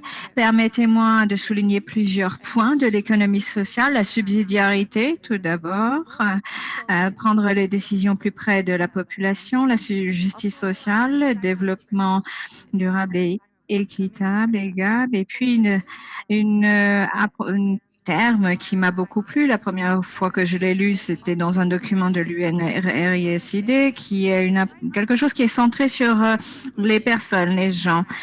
Et un point qu'on oublie souvent au Québec, c'est qu'on sous-estime la valeur de l'économie sociale. Donc, pour essayer de répondre à la question qui m'a été posée, transformer le présent et construire un meilleur avenir sous l'angle de l'ESS, en soulignant certains des éléments, évidemment, il faut des politiques propices ainsi que un financement adéquat. Alors, l'ESS peut être quelque chose de contre-intuitif pour les élus locaux et décideurs, c'est parce qu'ils doivent un peu lâcher prise. Et souvent, le modèle qu'on reproduit est le même sans cesse. C'est ça quelque chose qui interpelle évidemment les élus et les décideurs, et ces personnes ne sont pas tout le temps ouvertes à l'innovation. Or, l'économie sociale et solidaire, c'est surtout de l'innovation en termes de processus et en termes de résultats produits. Ça, c'est le défi qu'on ne doit pas perdre de vue. l'économie sociale doit s'articuler sur des politiques territoriales décentralisées. Beaucoup des présentateurs ont évoqué l'importance du niveau de travail commun au niveau du gouvernement concerné et de l'ensemble des acteurs. Ça ne doit pas être un processus descendant, mais bien plutôt ascendant pour mettre en œuvre ce genre de politique. Et les politiques doivent être les plus globales et totale, complète possible. Alors, ceci interpelle la tendance à compartimentaliser tous les sujets de travail au niveau des différents services administratifs et au niveau municipal. Et une chose que j'ajouterais qui fera sans doute sourire Nancy, il me semble important que au niveau de l'administration et de la politique, les élus, et les deux côtés, et la volonté d'avancer ensemble. À Gatineau, nous avons pu compter là-dessus, mais pour que la politique soit une réussite, et c'est quelque chose que je n'ai pas encore vu dans le travail de recherche qu'on pourrait ajouter, si je peux le suggérer, eh bien, voilà la suggestion. Gatineau, on a une volonté politique très forte, mais la machinerie administrative, je dirais, les rouages administratifs ne sont pas prêts à suivre. Il faut donc changer la culture de l'administration locale. Il faut apprendre à donner du pouvoir aussi à la communauté, à la population locale. Et donc, cela va dans le sens de l'importance des processus de collaboration et de co-construction. Un dernier élément, avant de conclure, quelque chose qui ressort très fortement dans le chapitre ou le document de travail sur l'étude sur Barcelone, il est important qu'il y ait des données probantes, des politiques qui s'appuient sur les données probantes. Et il est important de tisser des liens de travail avec le monde de la recherche, les chercheurs, les experts. Et moi, en tant que chercheuse, je suis complètement acquise à la cause, évidemment. Et il est important de pouvoir entendre toutes les expériences qui permettent de consolider les politiques en faveur de l'ESS. Voilà, merci. Merci beaucoup d'avoir mis également en avant, parfois il y a peut-être une résistance de la part de l'administration locale. Les lignes directrices font état de certaines leçons et expériences en la matière. Et donc, vous pouvez justement peut-être consulter ces chapitres-là qui portent sur les défis culturels ou les problèmes culturels au niveau local. Je vais donner la parole à Monsieur Ronald Nzubuga Balimbezo, le maire de l'arrondissement de Nakawa dans la ville de Kampala. Vous êtes là? Oui, bien sûr. Bonjour, bonsoir. Je m'appelle Ronald Nzubuga Balimbezo. En premier lieu, permettez-moi de remercier le Forum mondial de l'économie sociale pour avoir organisé cette réunion. J'aimerais remercier également l'UNRISD pour l'occasion qui m'est donnée également. Je suis d'accord avec la quasi-totalité des lignes directrices présentées. Les travaux de recherche sont excellents, mais il me semble qu'il manque quelques points. Il conviendrait d'inclure une ligne directrice sur l'innovation. Au regard de la crise sanitaire, nous avons dû faire face à de nouveaux défis et nous avons besoin de nouvelles idées qui nous permettent de lutter contre la crise générée par la COVID. Et il serait intéressant d'avoir justement quelque chose sur l'innovation. Il faudrait également parler de l'inclusivité, de l'inclusion, une politique inclusive. Dans mon pays, l'Ouganda,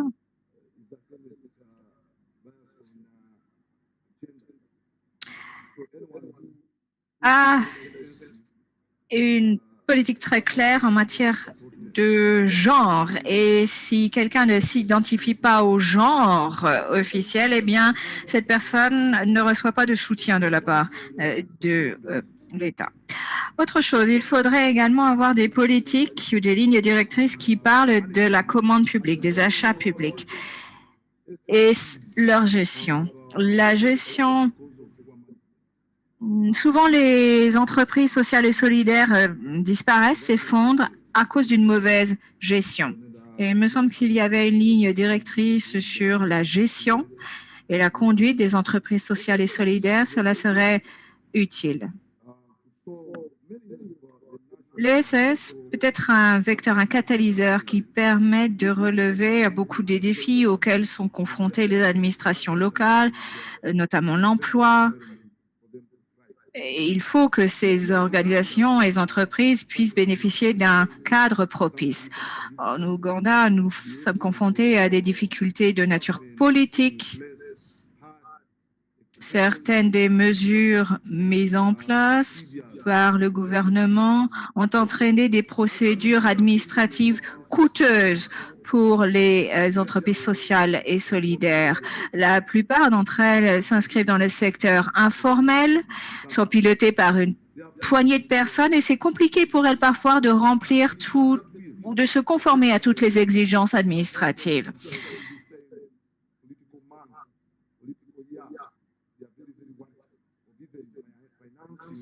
Alors évidemment, actuellement, ce qui préoccupe les gouvernements, c'est l'état des finances.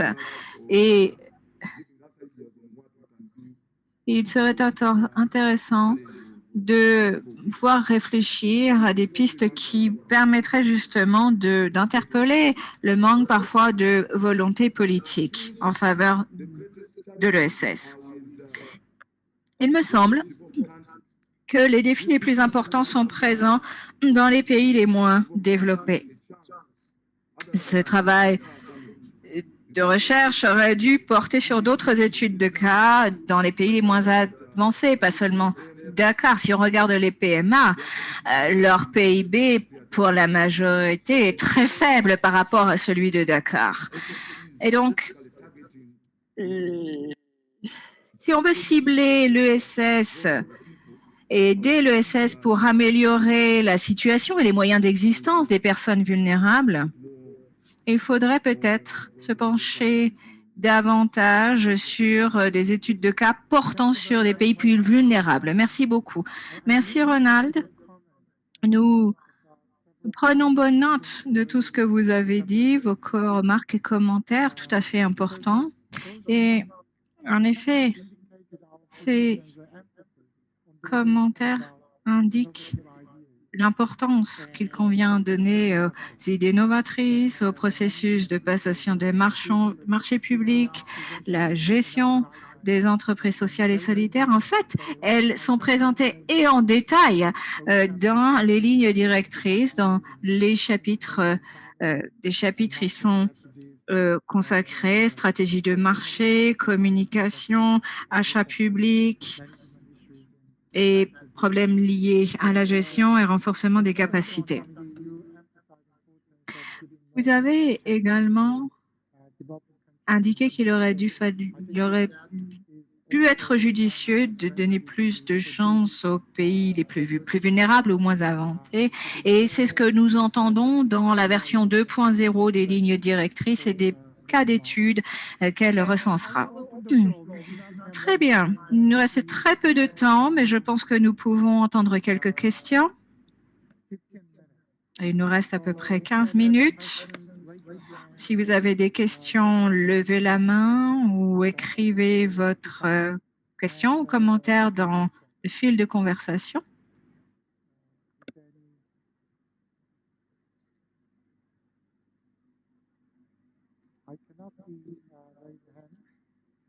Je ne vois pas de main qui se lève.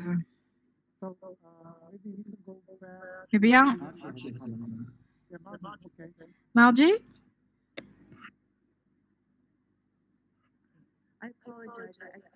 Je m'excuse, je n'ai pas trouvé la fonction main levée sur Zoom. Alors, un commentaire rapide. Tout d'abord, bravo à Ramesh. La présentation était excellente et nous attendons avec intérêt de pouvoir lire le rapport.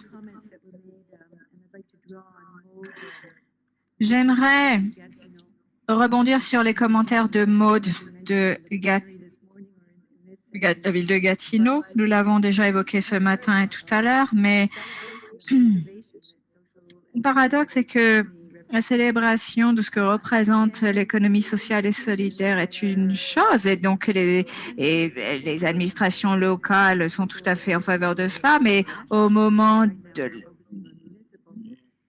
d'institutionnaliser tout cela, on est confronté à des obstacles. Et je crois qu'il n'appartient pas à l'économie sociale et solidaire à transformer l'infrastructure administrative et institutionnelle, mais nous avons suffisamment d'éléments qui nous montrent que de travailler de façon transversale au-delà des barrières, à travers un dialogue permanent, est un élément clé. Ça va ne pas se passer du jour au lendemain, évidemment, parce que l'ESS n'est pas un secteur en tant que tel, c'est transversal. Il recouvre différents services de l'administration, des administrations, et nous avons une expérience en la matière à l'échelle de tout le Canada. Pendant 1 an, le gouvernement avait créé un espace pour l'économie sociale et solidaire, y compris ses acteurs. Malheureusement, le gouvernement au pouvoir n'a pas vécu longtemps et l'espace a disparu. Mais oui, il est vrai qu'il y a une tendance à cloisonner les approches. Deuxièmement, et là c'est un commentaire par rapport au travail de recherche de Ramesh, mais simplement un commentaire rapide.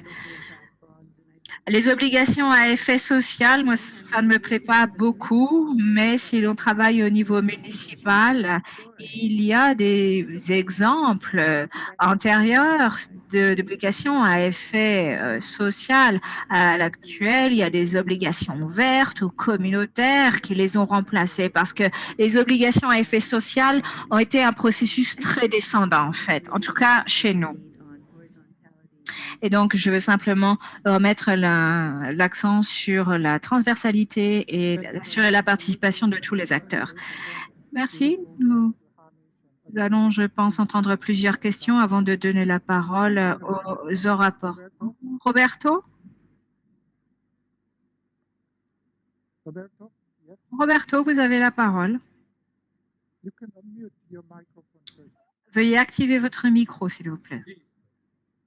Bien sûr. Eh bien, j'aimerais souligner 2 choses importantes. Tout d'abord, en fonction des territoires, les dynamiques de construction de l'économie sociale et solidaire sont très différentes et les processus s'expliquent donc de façon différente. En Amérique latine et dans le cas du Mexique en particulier, il a fallu qu'il y ait un ensemble de conditions politiques spécifiques pour que la loi soit mise en œuvre. Sinon, elle aurait été toujours gardée sur une étagère, serait restée lettre morte parce que les autorités de tutelle n'auraient pas pris les dispositions. C'est pour cela qu'il y a eu une construction, je dirais, souterraine de plusieurs décennies pour les secteurs les plus vulnérables qui cherchaient des formes pour survivre et surmonter et se sortir de la pauvreté. Et donc, la gouvernance a joué un rôle important. Devant nous se dressent les défis d'avoir des mécanismes qui rendent plus visible ce processus. Et donc, c'est pour moi 2 dynamiques complètement différentes. Il y a la question de la solidarité qui en découle, la question de la liberté et beaucoup des valeurs et principes de l'ESS se concrétisent sous des formes particulières en Amérique latine. Nous avons lancé une expérimentation avec la municipalité de Acapulco Guerrero. Nous avons dû démontrer le potentiel de l'ESS pour que le gouvernement nous appelle et nous sollicite pour travailler. Et il a fallu démontrer les choses. Et donc, c'est seulement avec une bonne autogestion, avec la force inhérente à l'ESS que l'on peut donc ensuite mettre en avant. Et puis évidemment, ne pas oublier une bonne lecture du contexte politique qui a une influence. Alors, l'économie sociale et solidaire au Canada, en Espagne, en France, ce sont des choses complètement différentes que du contexte actuel dans lequel je me trouve. Merci. Il y a d'autres questions, d'autres commentaires? Leslie Hockfield. Merci de nous avoir rejoints. Veuillez, s'il vous plaît, désactiver votre micro, Leslie. I'm usually told to mute. Can I just say, for those of us in academia in Scotland, and I work at Glasgow. Dans le monde universitaire à l'université de Glasgow, et je pense que c'est tout très encourageant. Je ne sais pas si vous étiez là cet après-midi, mais il y avait plus de 700 participants au moment de l'après-midi. Et je crois qu'on avait un public mondial cet après-midi. Le processus qui a été développé a été très encourageant et sur ce qui a été dit, je pense que c'est encore plus encourageant. Donc, félicitations aux personnes qui ont été impliquées dans l'organisation de tout ceci. Je soutiens, j'encourage les lignes directrices qui sont développées et nous avons besoin de reconnaître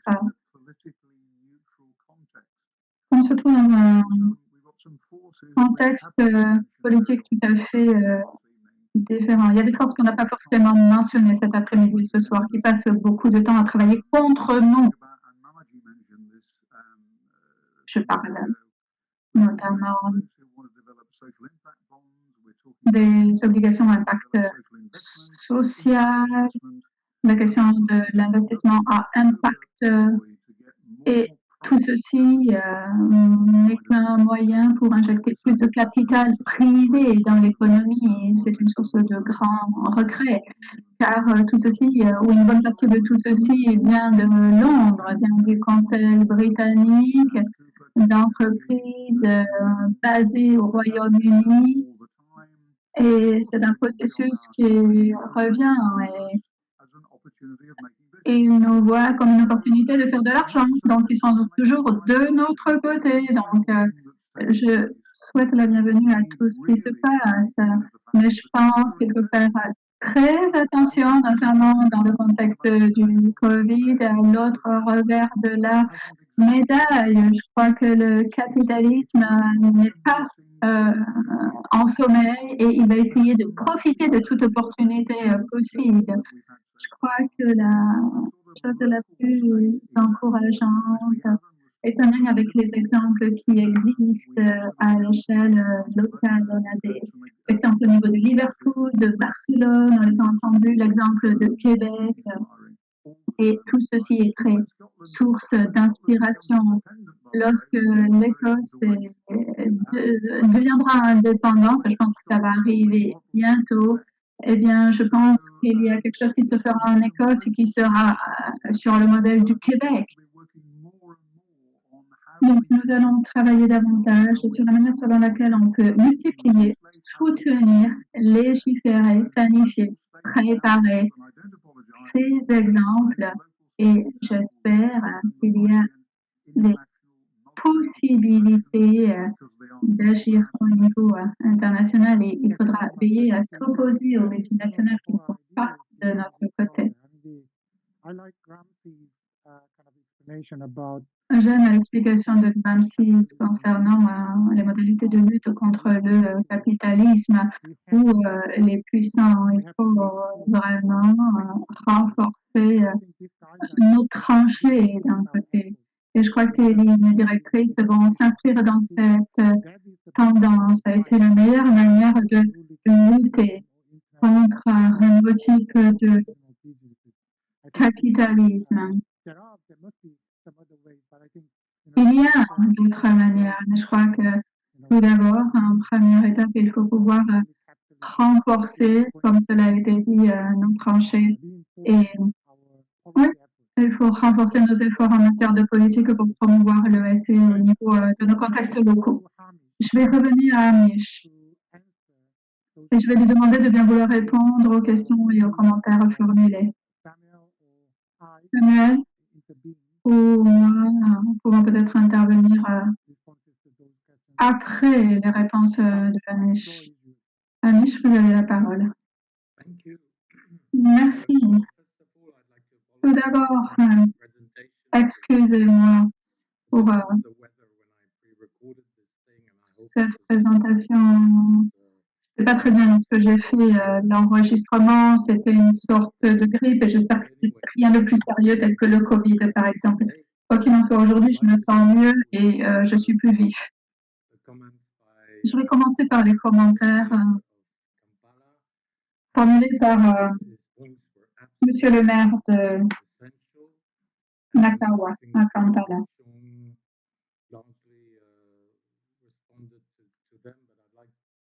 Je pense que cela vient de faire l'objet d'une réponse déjà, mais je pense mettre l'accent sur ce qu'il a dit précédemment concernant le fait que dans les pays en développement, l'économie informelle est invisible et il s'agit, d'après moi, d'un défi important que nous allons devoir aborder. Il convient de comprendre pourquoi une grande majorité d'organisations ou d'associations de personnes travaillant dans le domaine de l'ESS préfèrent ne pas être dans la portée du radar, disons, pas être prise en compte par les institutions, car ça entraîne des difficultés en matière d'imposition, par exemple, mais dans un même temps, il faut essayer de trouver une manière de donner de la visibilité à ce que font ces personnes, de sorte à ne pas leur tomber dessus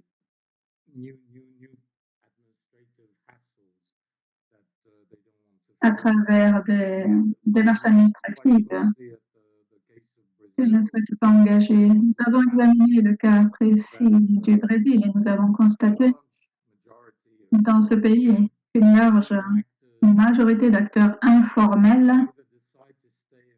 ont décidé de rester dans l'économie informelle. Et la seule manière de pouvoir les identifier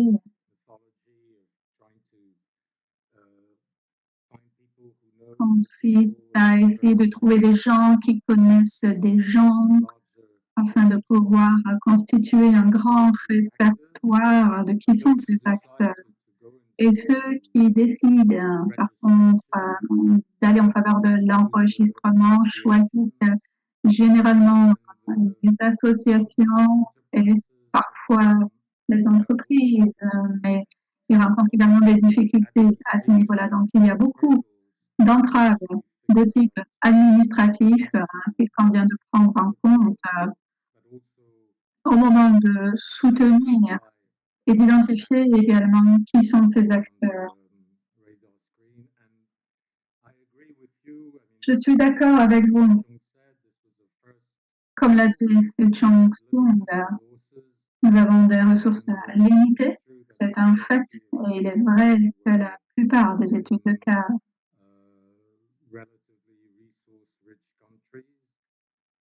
ont été réalisées dans des pays relativement riches en termes de ressources, à l'exception de Dakar et dans une certaine mesure d'Urban.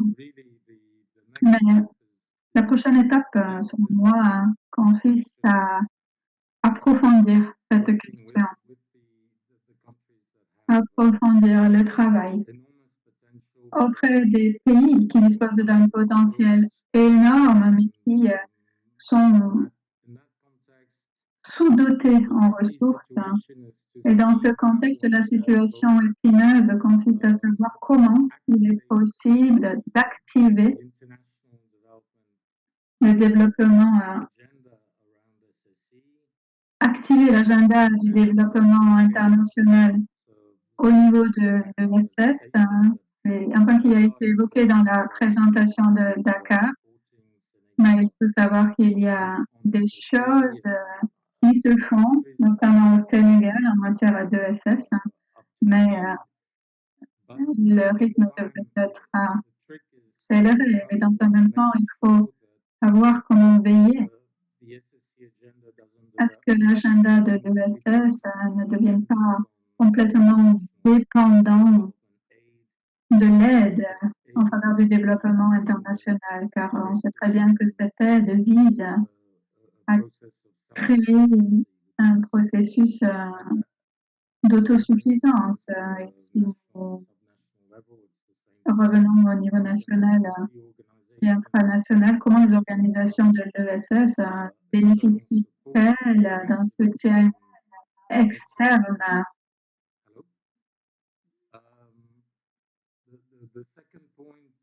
Le deuxième point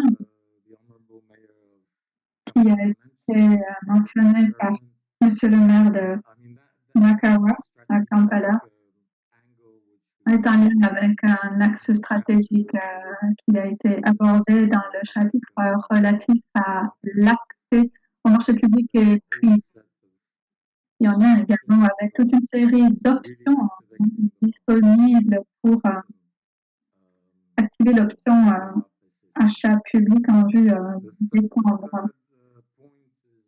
l'ESS. Le troisième point a été abordé par notre ami du Québec en lien avec les obligations sociales. Je dois dire, au niveau personnel, je suis sceptique. Je suis aussi sceptique que vous concernant les obligations à impact social.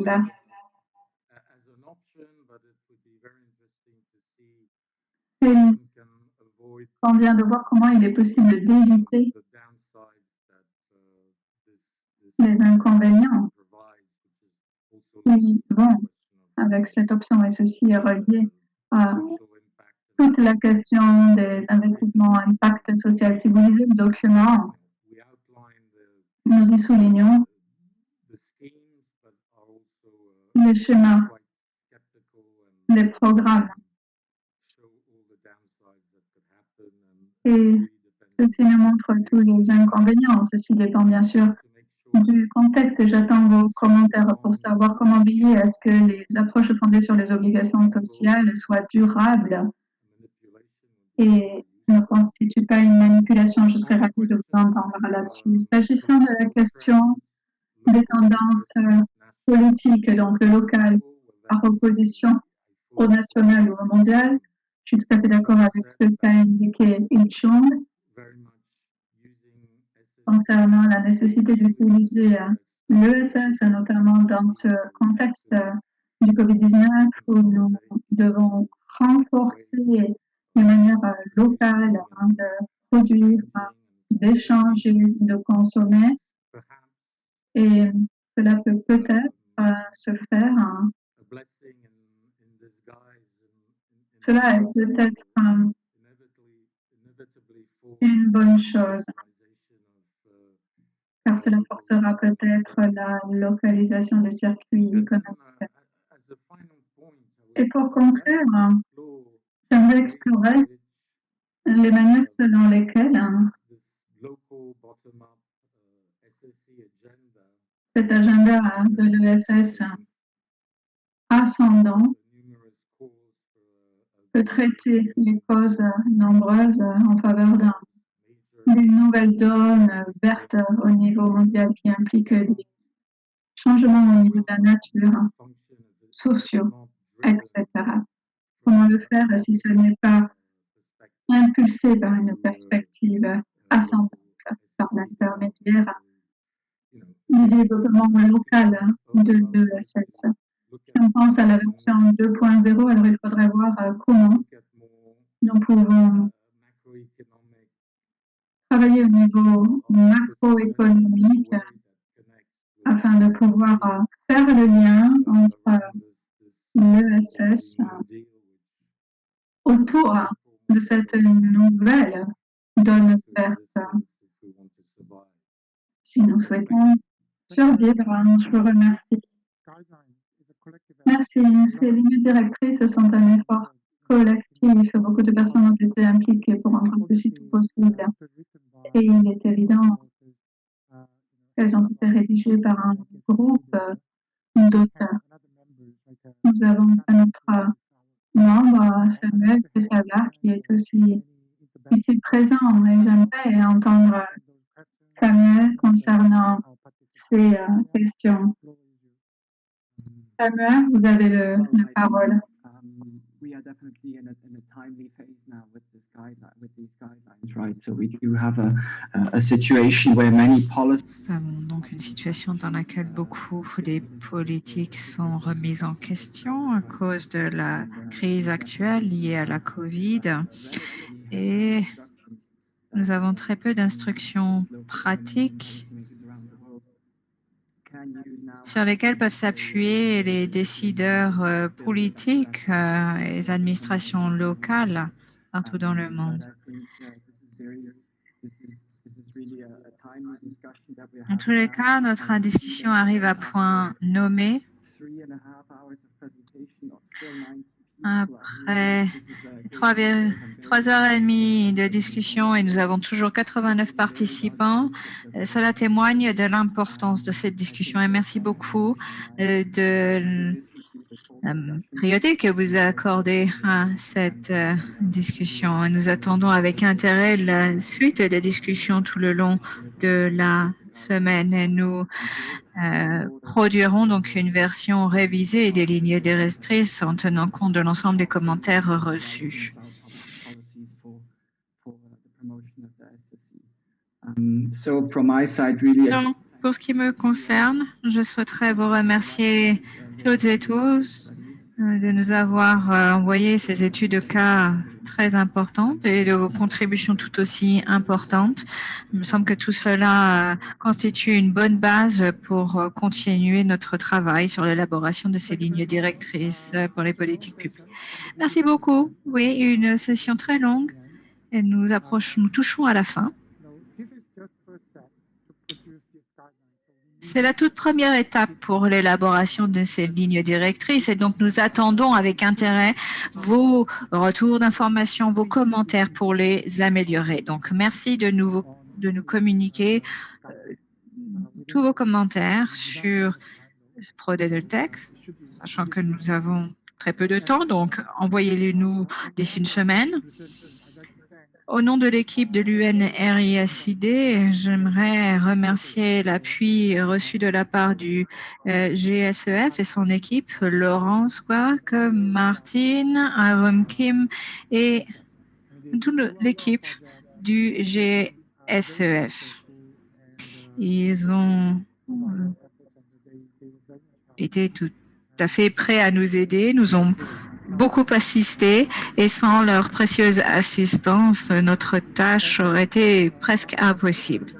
Enfin, j'aimerais vous remercier tout à chacun, mesdames et messieurs.